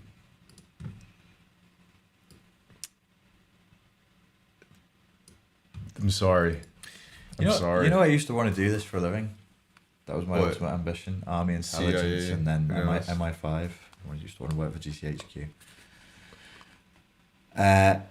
So I filter that through that, and I think, okay, what outside of the rhetoric and the emotion and the provocation. Yeah, let's lay that frame real quick. Okay. I really want to make that disclaimer. Like, I am not trying to paint one side more terrible than the other. No. This is just like... I mean, at this point, that's a redundant exercise. Yeah, right? Dude. How? Where would you begin? Yeah. It's just bad. Things are just politically wild. Yes. This is like... Fuck. It's making rounds on Twitter right now. And, you know, I'm not trying to, like, build hysteria or even try to publicize a minority on Twitter or whatever, but it just shows the collective consciousness in a I don't know if it's a minority anymore, but the impact that minority could have. You know, whatever this either group of this type of temperament is like gonna lead us. You know what I mean? Like I just want to frame that real quick. What is Don Winslow Films? Is he related to any government body, or is this a private individual who's calling for people to take this upon themselves? I don't know. I'll look that up. Don Winslow Wiki. American author, political activist. Okay. Well, probably it's worth saying that the objective of the video is to mobilize people to spy on other people. Right. From home. Yes. And to detect. To rat your neighbors. To look for these things called white supremacist, domestic terrorists, and to then grass them up. So it's you will have a lot of people who will, like, really impressionable people who are quite emotionally immature, will take that very, very seriously. We are very, detached and observational with things, and even when I saw that, it like hit something. Yeah, it's agitating. You know what I mean? Like it really does get under your skin, and that's why I'm continuously trying to, like, hey guys, let's just because this is hysteria building shit, like 100%. It's made to do that, and fuck, man, no matter what side that video would have come from, if it would have painted any other side from another party, that shit is really worrisome, man. Do you watch much mainstream news?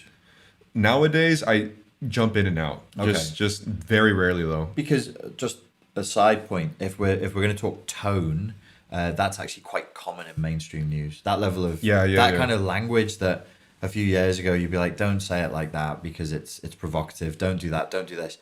There's sort of the desire to provoke outrage is necessary to fulfill objectives. If you want to start a movement, if you want attention on Twitter or you want attention on YouTube, you have to be provocative. Right. So human beings, let me say this right so I don't get myself in trouble, are making the decision to trade on outrage.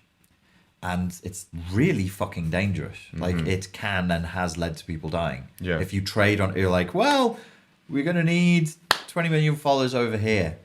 What's the best way of getting a highly motivated, highly mobilizable force over here? Well, if we say this and this and this, they'll get over there. The person saying it might not really believe in the dog whistles that they're putting out, but they really want that force behind them for marketing purposes or money-making purposes or clout, like political clout, power. Mm-hmm. And so they're playing with real fire there. Who remembers Coney 2012? I remember talking to you one of the first times we met out here, and I brought up Coney 2012 because I was still am an ignorant, naive, pseudo teenager when that thing first came out. Completely bought into it.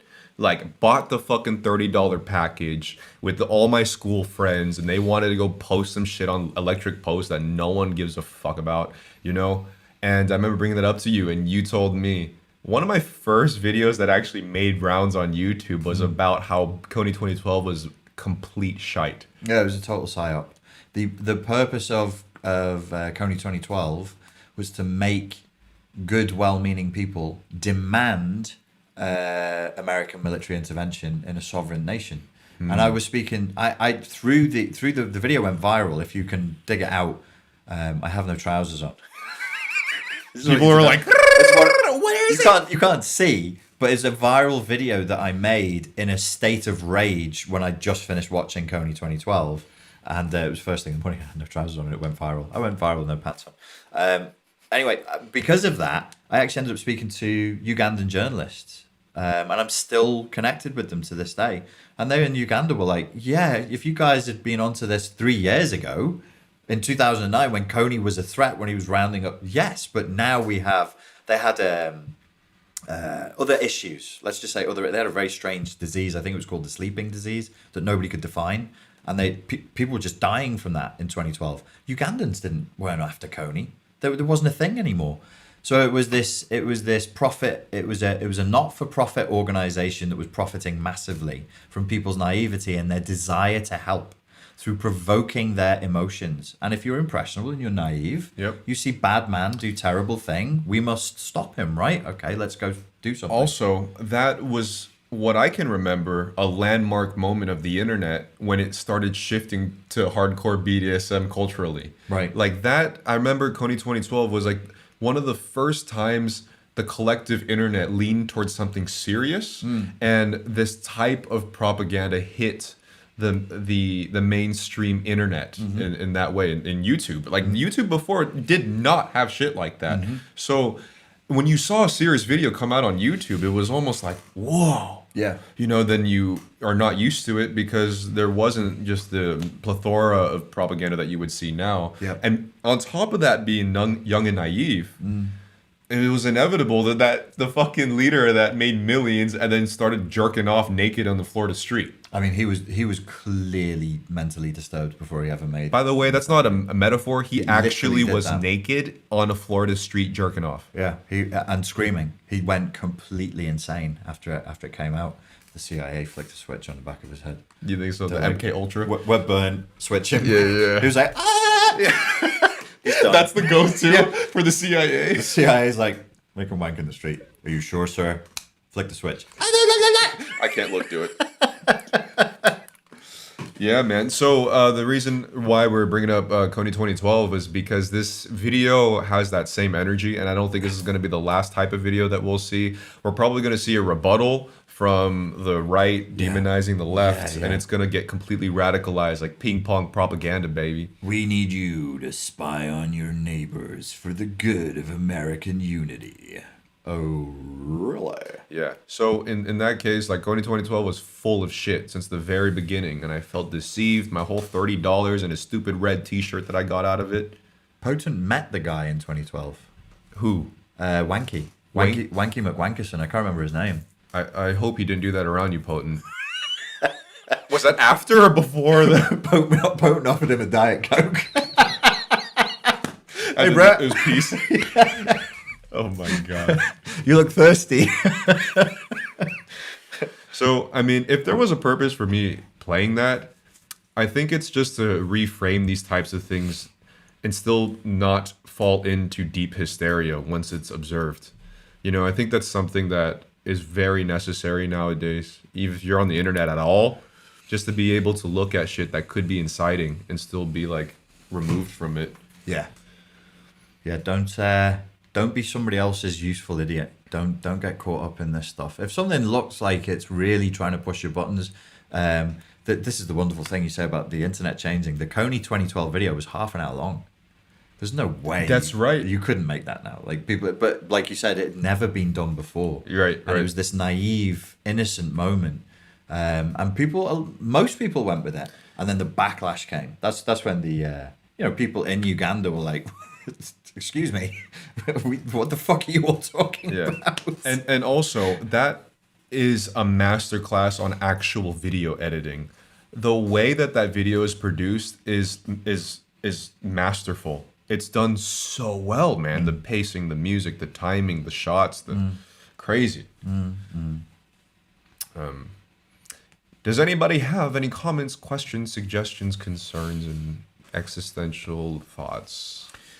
Kuru continues, says, if you're grounded in life, body, and earth, and the central nervous system symbolism, external control would diminish. More internal locus ability to commit to voluntary action rather than 10 steps ahead of nutters. Oh, what a sentence. Wow. Yeah. If you definitely. If you're reconnected to your own body and your own reality, this stuff definitely loses its impact over you. And if you're sat there thinking, well, of course I'm connected to my body. If you're like this, 9 hours a day, breathing shallow, and just going,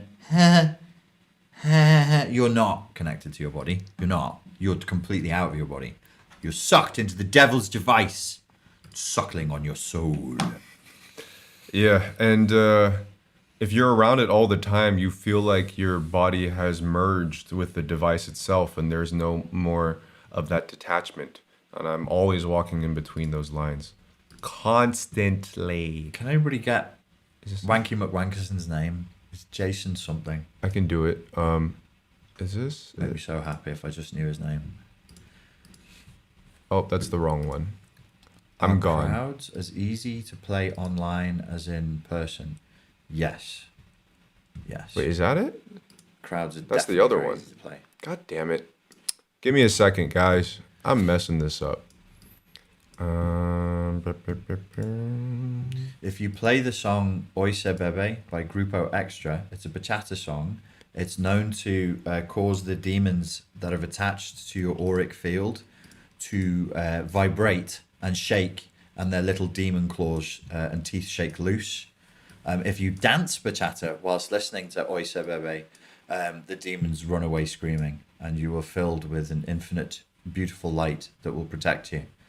In the name of Grupo Extra, we pray. Om Shanti Grupo Extra, Om Shanti Om. Oh my god, that was such a task. Jesus. Okay. We'll go find a question while I look up his names. Why is the channel called Tentacle Croissant? It's a working title for the channel. The channel actually isn't called Tentacle Croissant. It was going to be called Jason Russell. He was a film and theater director first.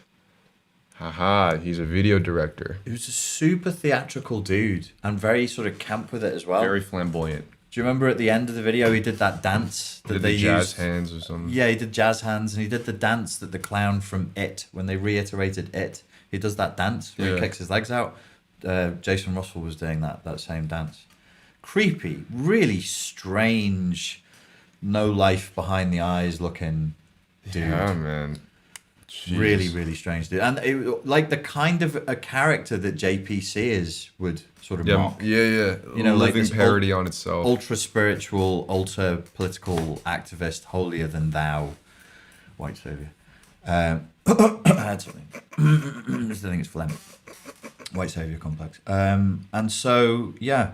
What was the question? Tentacle Croissant. It was going to be called The Lens at one time because we both had this experience with psychedelics where you get reduced back from your ego, your story, and everything else, and you're just an observing eye. You're just a lens looking at reality when you're really tripping hard. And you become aware that lens is the same lens that everybody has, wherever they are, where every living thing is observing reality from that same point. And so you have this experience of oneness. So that was the name. Tentacle Croissant was the working title. It was an in-joke because Pierre's Pierre, and that's a French name. With the croissant. Did you use croissants before? Were you? Oh yeah, I was just like flashing croissants everywhere, man. And I was like roses, always right? flexing roses and croissants Roses all and the time. croissants. Yeah. And I would do Instagram lives, and I would talk about my dreams where I was an intra-dimensional space squid that would hold open dimensions so that time could flow in. And that became an ongoing joke between me and my Instagram followers. And so I became the space squid. Here's a good one. Why is the urge to mediate our perception through the devil's device, aka smartphones, computers? Why do they want you to feel useless and alone in experiencing? Why is it? What's the urge? Yeah. Well, life is painful and disappointing and hard, and we've always used things to mediate suffering and mediate pain and to dissociate. This at one time, and we should probably bring them back, would have been prayer beads. You know, Christians and Buddhists and Sufis. I'm trying to think of anybody else, maybe Hindus as well, use prayer beads. So you chant, you say words, you think a certain thing, and then you do things with your fingers that click. And it kind of sounds the way that they set up the clicking sound on the iPhone. Very, very similar. It sounds like beads clinking together. And so There are healthy ways of doing it.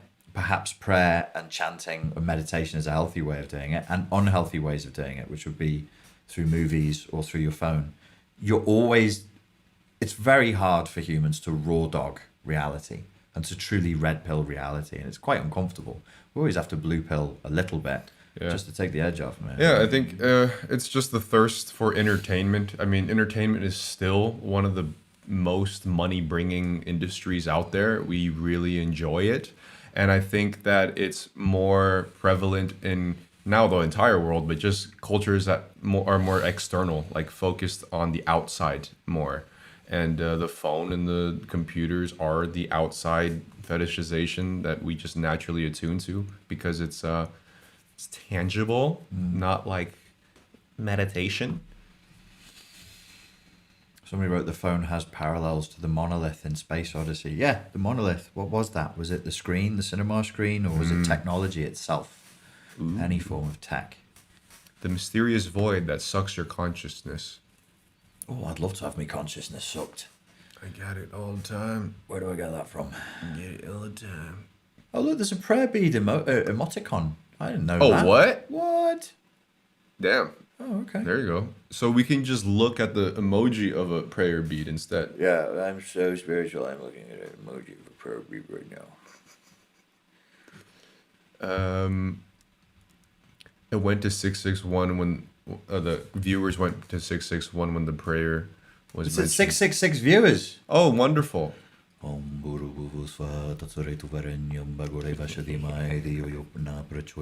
protected now. Oh, The Gayatri Mantra, kids, you should all learn it and do it.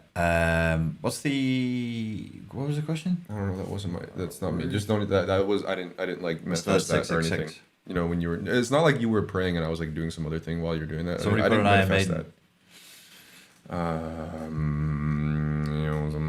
Nam Myoho Renge Kyo, Nam Myoho Renge Kyo, Nam Myoho Renge Kyo. I watched the Abba and Preach video where they watched the really entitled like Gen Z girl like being super fucking rude to the news anchor or whatever. Right. Or it was some other video. It was another video. But I don't remember what it was. But it was really irritating. And he drops the Buddhist mantra in the middle of it so he doesn't lose his shit on video. He literally and I was like, yo, that's kind of a good idea. But then it's not entertaining anymore. You know? That's what want to makes see you lose your shit. Yeah, that's what makes good entertainment, man. People losing their shit.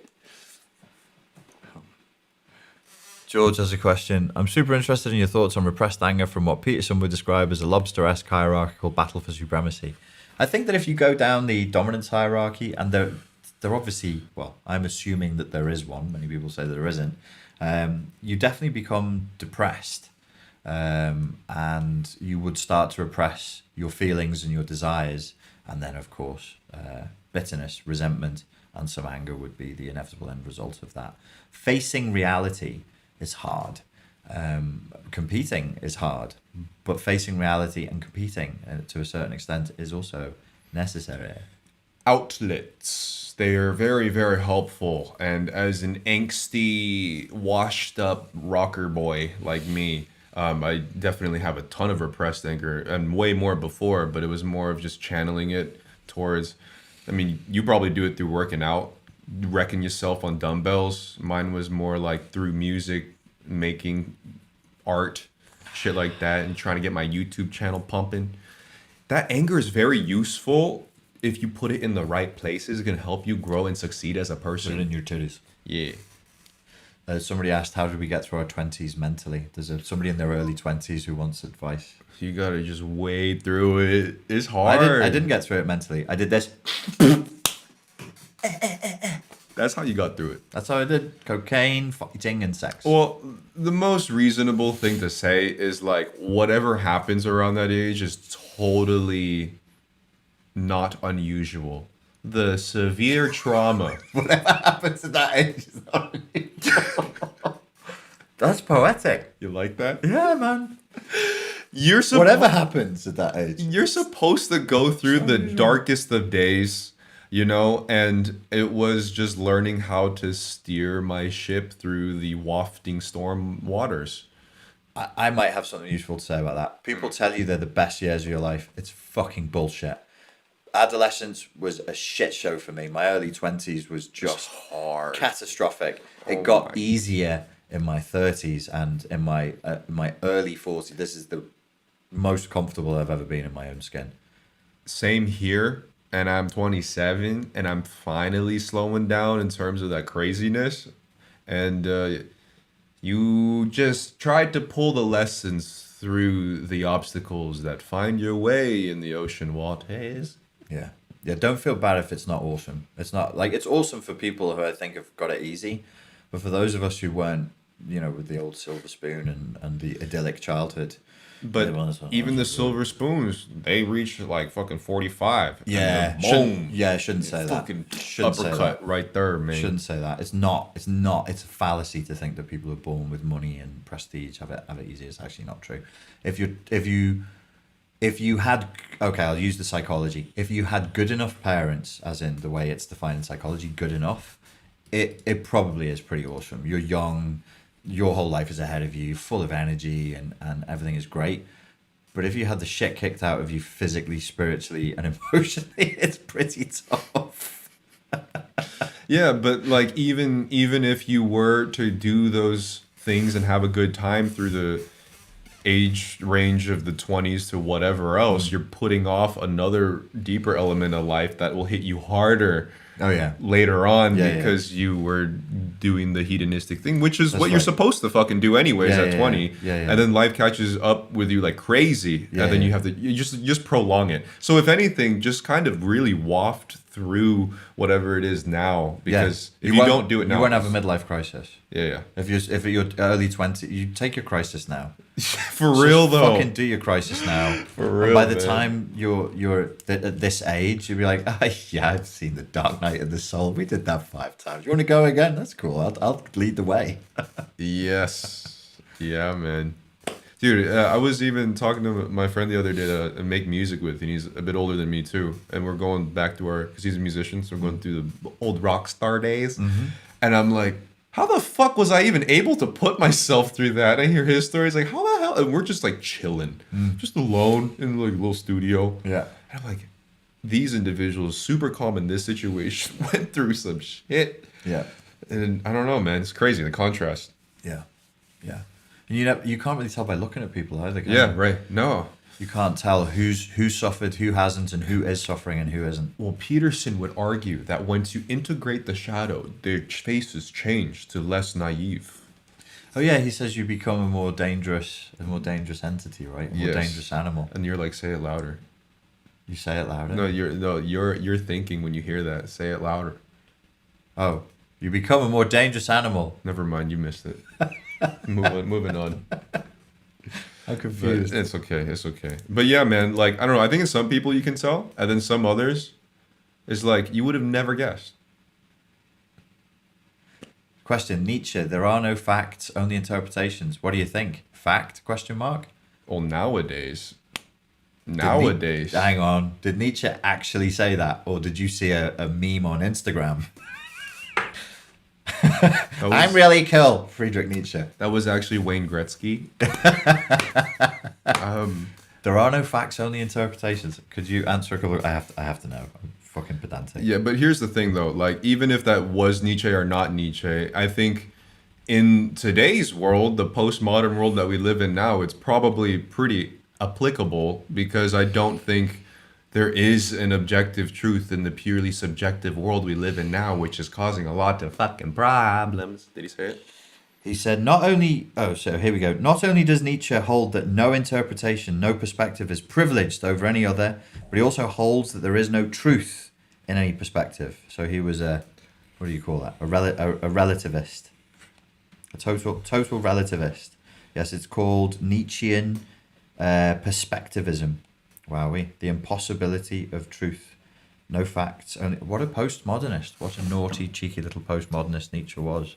No facts, only subjective interpretations. Yeah, maybe. I mean, maybe. I couldn't know because I'm just stuck in this flesh vehicle. That's a black hole. I was gonna dive into it. And I'm like, that's like, it's gonna be a conversation that goes like this. It probably doesn't matter. Yeah, there you go. It probably, Actually, it doesn't change a fucking thing. it probably won't help you put your socks on tomorrow morning. Yeah. One iota. Yeah, there you go. That's a good way to look at it. Which I think I just said by the back door that I agree with him. I think we both just said that we agree with him. Because it doesn't matter. Dude, I'm slow today, man. Yeah, I'm stuttering all over the fucking place. Can't even put out a sentence. Yeah. Would you recommend destroying your enemies and drinking their milkshakes? I don't have any enemies. I'm not important enough to have enemies. What about the milk? I mean, people think you're the enemy for sure, man. They're confused. They're only Yeah. interacting with the avatar of myself that's running inside their heads. That's true. I'm nobody's enemy. I do like milkshake. I haven't had one in a while, man. Milkshakes are good, dude. I try to choose protein shakes that taste They like don't do milkshake. milkshakes in Prague. I don't remember. No. They don't do that. It's not a thing. Dude, you want to... Okay, Prague is an amazing place other than customer service and bureaucracy, but the worst thing that they fucking do out here is acai bowls. Acai bowls, they just... It's like a fucking soup, bruh. That's just... It's supposed to be like half frozen like a yogurt, and every time we've gone to a place to get it, it's on a plate. You're not supposed to put that on a plate, and it's so watery. You can drink it up. Might as well put it in a water bottle, man. It's warm. Soup on a plate, served with a potato and a lump of coal. It's fucking watery. This acai is watery. Yo, like imagine you order an ice cream and they give you it on a plate that's melted. It's warm. That's like how it is, man. Anyways.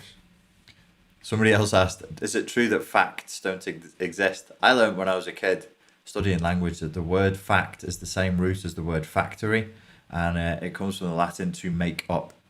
So if you have a fact, it's something that's made. What about fartery? You make farts. At the fartery? You specifically. Just you. There is no fart that exists in reality that was not created by Pierre. They're not your farts. They're his first. He is the fart father. Way to give out my secrets to kind of silently take over the culture. He's the fart there. Well, that doesn't work. But I'll say it anyway. He is the fart there. All hail He is- farther. He is the drum and bass fart there. All hail farther, Pierre.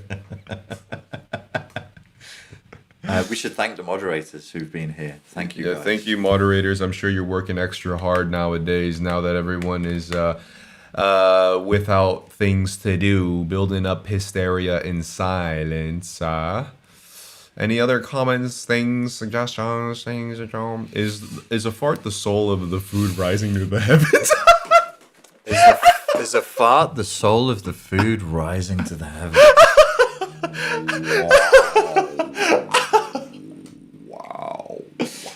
I want to, you know those live, love, laugh wooden canvases? I need to put that in cursive That's somewhere. great.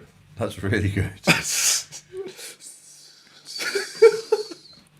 What if that's reincarnation? We're just farts. Like the soul's leaving the food, but then it goes back into the soil. So, Into the- so what if our souls were the same? Because like it comes out.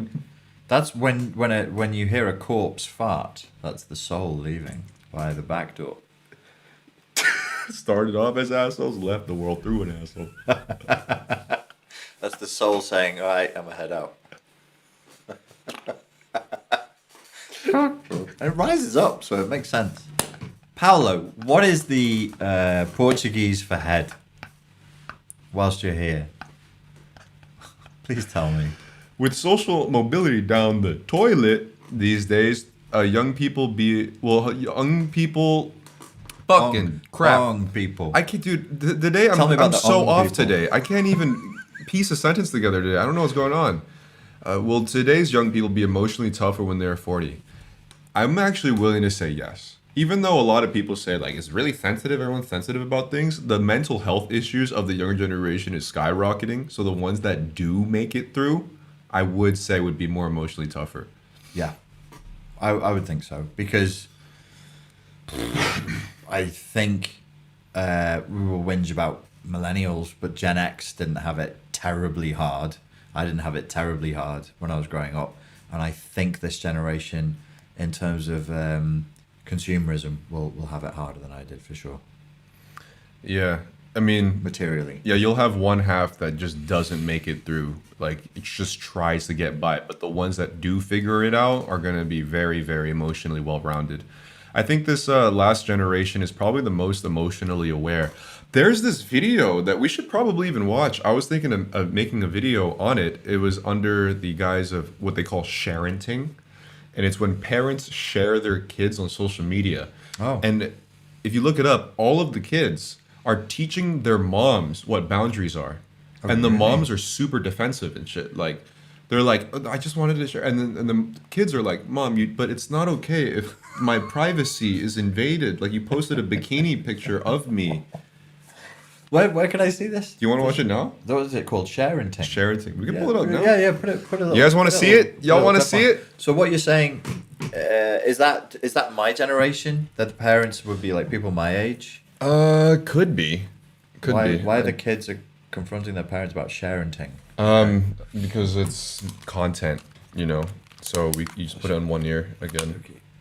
I can just have it poked through. All right, shrink time. Oh fuck! Damn it! Shrink time. Okay. Shabon. Oh fuck. Shabon. All right, here it goes. I'm Lucy. I'm 7 years old, and my mom posted pictures of me on online. That was good. I'm Elmer. I'm 18 years old. My mom shares too much about me online. I'm Zoya. I'm 16 years old, and my mom shares my whole life. If you're gonna be so worked up about it, then I'll take it down, but I don't agree with you, just for the record.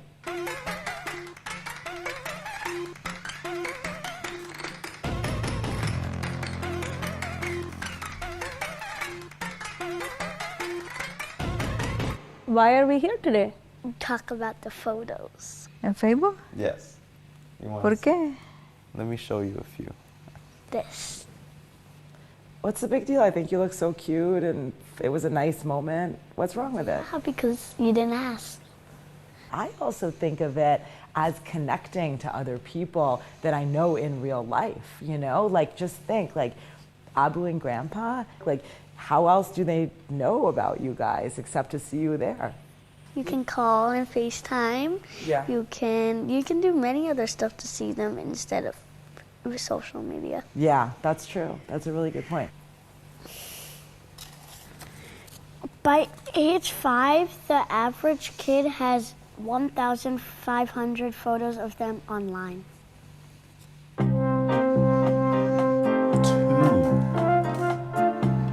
¿Y por esas fotos estamos aquí, no?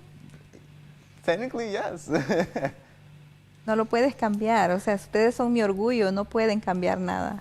It's a photo where I'm shirtless and I'm not ready for a photo. Yo pienso que todos los papás hacemos eso. Yo la subo, yo no veo nada malo, tú tienes ropa abajo. Está todo privado y ¿Tienes ropa solo abajo? mis Yeah, amistades but y okay. mi familia pueden Still ver see my todo. All it titties. takes is one person and one hack, and there goes all your privacy. Remember when I was getting my debit card? No, pero no puse los números de tu... No, I know you didn't, but it was like the número, como el address estaba ahí. No, ahí no atrás está en el los address. papeles. Yeah, No, los sí, papeles, pero... Como papeles que dicen mi nombre completo, tú sabes, cosas que son privados. Posiblemente sí, eso sí, estuvo mal de mi parte. Okay. By 2030, parents sharing about their kids online will account to 2/3 of identity fraud. This next one's good.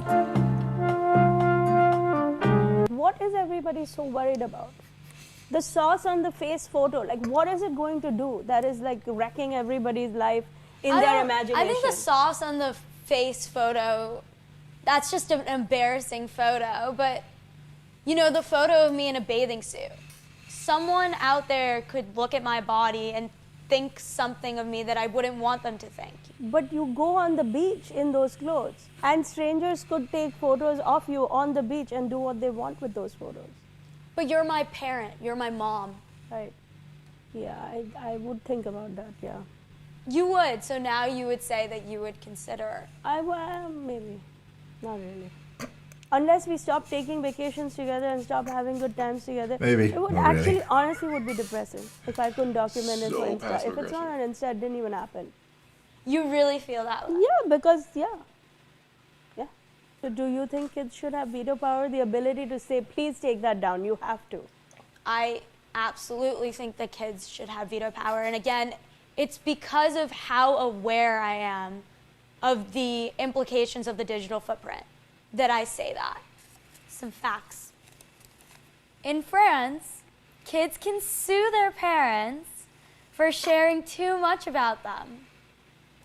I mean, what should I say? They just don't know what they're doing, France. Fuck France. First of all, Yep, that's what I mean. fuck those French people.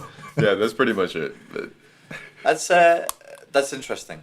Very, very interesting. I don't know what to say about it. You see these kids and they're blame the whole country. They're more adult. They're more adult than their own parents. And we've commented on this before. That what generation is with this? Like, this is Z for sure. This is Gen Z, and they're very conscientious, aren't they? I always talk highly of Gen Z, man. Like they're more level-headed than the fucking parents, man. Yeah. Like just basic human boundaries and fucking privacy. Well, there's the boundary issue and the sort of narcissism by proxy, and then there's just dreadful naivety. Like, do you like pedophiles are real? Yeah, that's the thing. There's thieves are real, bad people are real. It's like the stuff that you just shouldn't. I actually, I'm running a 30-day challenge on the Richard Grannon Philosophy channel. Please subscribe now. It's free. It's totally free. But when I was announcing it, I emphasized to people that they should do it anonymously. Like, create another account, and if you're sharing information about your experience and your life, create an anonymous account. And a lot of people in the comments say, why? What difference does it make? I'm like, do you understand that this is a public forum? Like, and maybe, you know, when we've complained about like the way people use the internet and the way they're saying stuff. What if you knew absolutely that the person commenting to you did not understand that that's public, and they didn't understand that they don't know you? Like, they're just cognitively, there was some deficit where they were like, well, I'm in my living room, so I'm sort of talking in my living room. And it's like, no, so the girl said, a digital footprint. Yeah. You're leaving a digital footprint. Right. And you're talking to a person you don't know. Right. Just because you watch me regularly doesn't mean, you know, so there is, I mean, but that's, I wouldn't really know what to say about that, because the social media encourages that. Yes. They want you to feel like you're in a safe environment where you can share whatever you want and say whatever you want. And yeah, I understand, like, these kids, the parents love their kids and they take the pictures and they want to share it because they share everything in their life that they think is good. It's almost like I don't know, like a cognitive. The cognition's not quite there. Yeah, I saw variations of this comment. I think there's some truth to it. Kids have a better understanding of the internet world because they've lived in it, but the older adults just don't understand the implications of how serious it actually can be. Well, the other thing with these kids, like if you say Gen Z and below, they also have an enormous amount of responsibility heaped on them. Yeah. Not like I had responsibility heaped on me, but it was personal. It was like, Richard, you must work hard so you can do. It was like individualistic. These kids have collective issue, like the world ending. Yeah. The environment, right. Politics, you know, huge issues just heaped on them. But I think that's what has accelerated the overall emotional, mental maturity of a lot of Gen Z, is just because they're force-fed all of this crazy information that they're not really sure what to do with. Yeah. Exactly. And just maybe you grow up in a world where all that information's there at all times, too. It's like how you can't escape it, and it's going to kind of force you to grow up just a little bit, but at the same time stunt you because you don't know how to practically apply that information. So mentally, they're kind of like almost there already, but in a more practical, pragmatic sense. They don't even know where to begin. Yeah, it's that the key issue. I think you just said that pragmatic sense of making it practical and making it like an everyday thing that people can just wrap their hands around. It's huge. It's really huge. So it's not cerebral. It's a lived thing. Yeah. And that's one thing that I've seen from Gen Z that I think needs to be kind of explored, is that they have so much information of how things are going informationally, but a lot of them now purposely shelter themselves or don't allow themselves to experience things because they're already aware of the repercussions. So imagine you just see a bunch of celebrities get canceled all the time, you know, people screaming at their own morals being better, you know, trying to be like a perfect saint. And a lot of these kids, well, first of all, they literally can't leave because lockdown. But number two is like I feel, I don't know for sure, but I feel like there is kind of an underlying fear that restricts them from actually living life too fuck up to learn from them. Right. Yeah. That was, I was talking to you about listening to Chomsky today. He was covering that. There's a Chomsky interview that got re-uploaded. It's from 2019, and he was talking about the that sort of environment of fear and not letting kids out, and not letting them make mistakes. He said, you know, it sounds like an old man just saying, "Oh, in my day in New York, we would," because he was talking about just being age 12 and just going to New York and going to anarchist bookshops on his own and exploring. And okay, every older generation thinks the younger generation is coddled, but you can really see like the way, certainly even my generation, we would just go outside and play, and it's not like that now. Like, it's crazy to think that even I was the last collective generation to be able to do that. Running around with toy guns and skateboards, bruising my fucking everything. And, you know, imagine if you just looked online of what those things are. And you just lived through it. So then you felt like, maybe I don't need to get into trouble. I mean, they're safer in a sense, right? But I don't know what the long-term effects of a situation like that could be. Yeah, safer physically and more vulnerable mentally. It's like the inversion of everything. It's like these kids are given more materialistically, but a lot's taken away from them psychologically in a certain sense. Yeah, man. So don't bother kids when they're skateboarding. Have you heard that? Don't bother kids when they're skateboarding. Yeah. It's true, man. I learned a lot through skateboarding. That's what gave me my persistence. Depends what you mean by skateboarding. I mean, how did you end up doing Peterson better than I did in a month? I'm not entirely convinced. It's not at all clear to me that riding a skateboard is something that we should be doing, eh, bucko?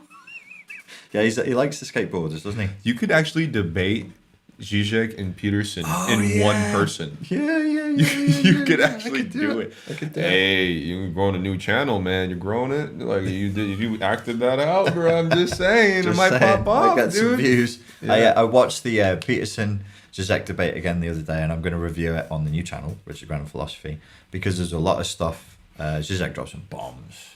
And I thought I'd listen to it, but I think when I listened to the Peterson Zizek debate, I was actually more having a conversation in my own head about what I thought they were saying. When I actually listened again, I was like, fucking hell, Zizek is amazing. He offers so much nutrition in his content. It's just the damn delivery, man. It's just his damn delivery.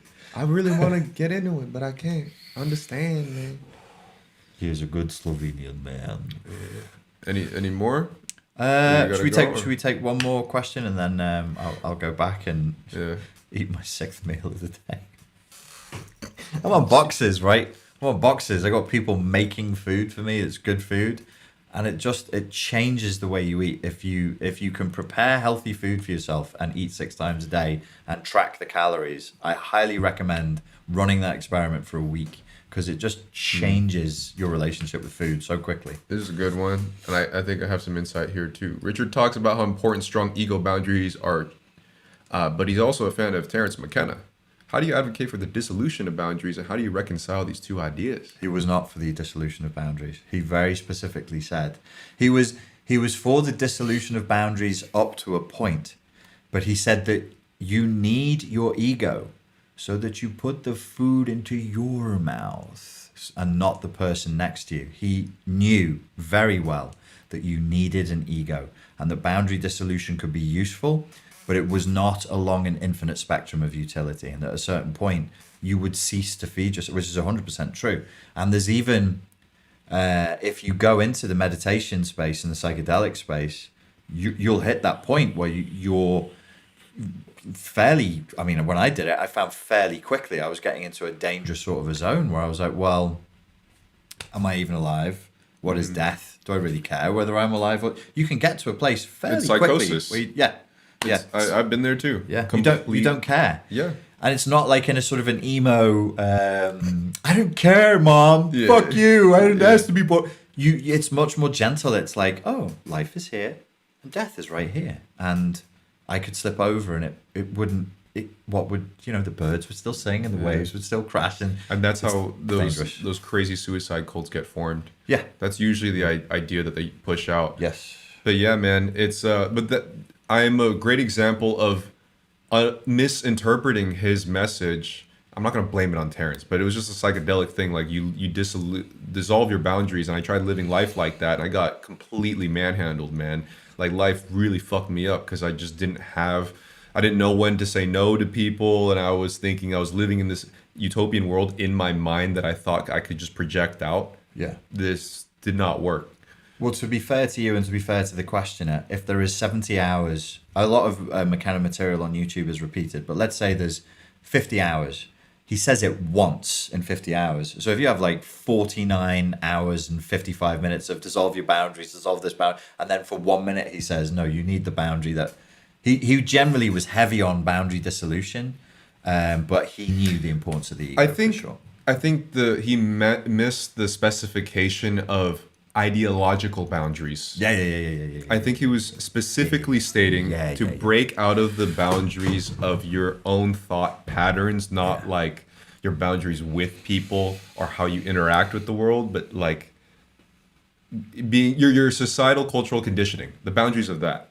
He was big on that. He was big on... it's one of the things that I wanted to bring up today, but we ran out of time. When Zizek talks boundaries, he's identifying the same problem as a McKenna would.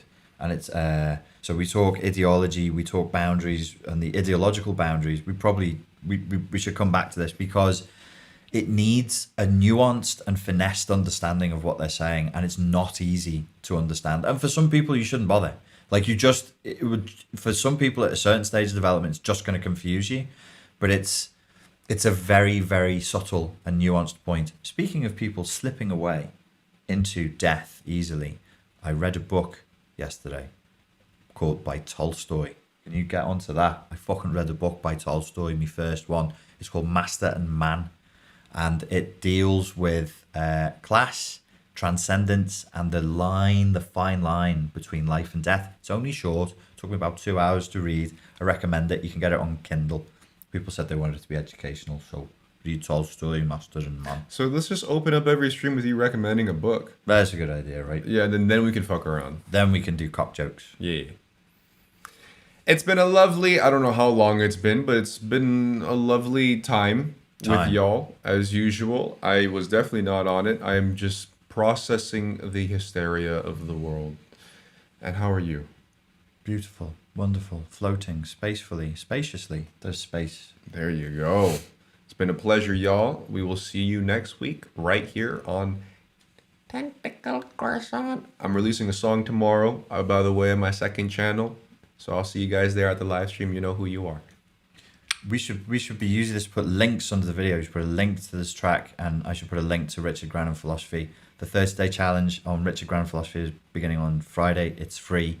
You do it every day as you're locked down from the pleasure of your isolation chamber, and good things will happen. So whose side you gonna pick, huh?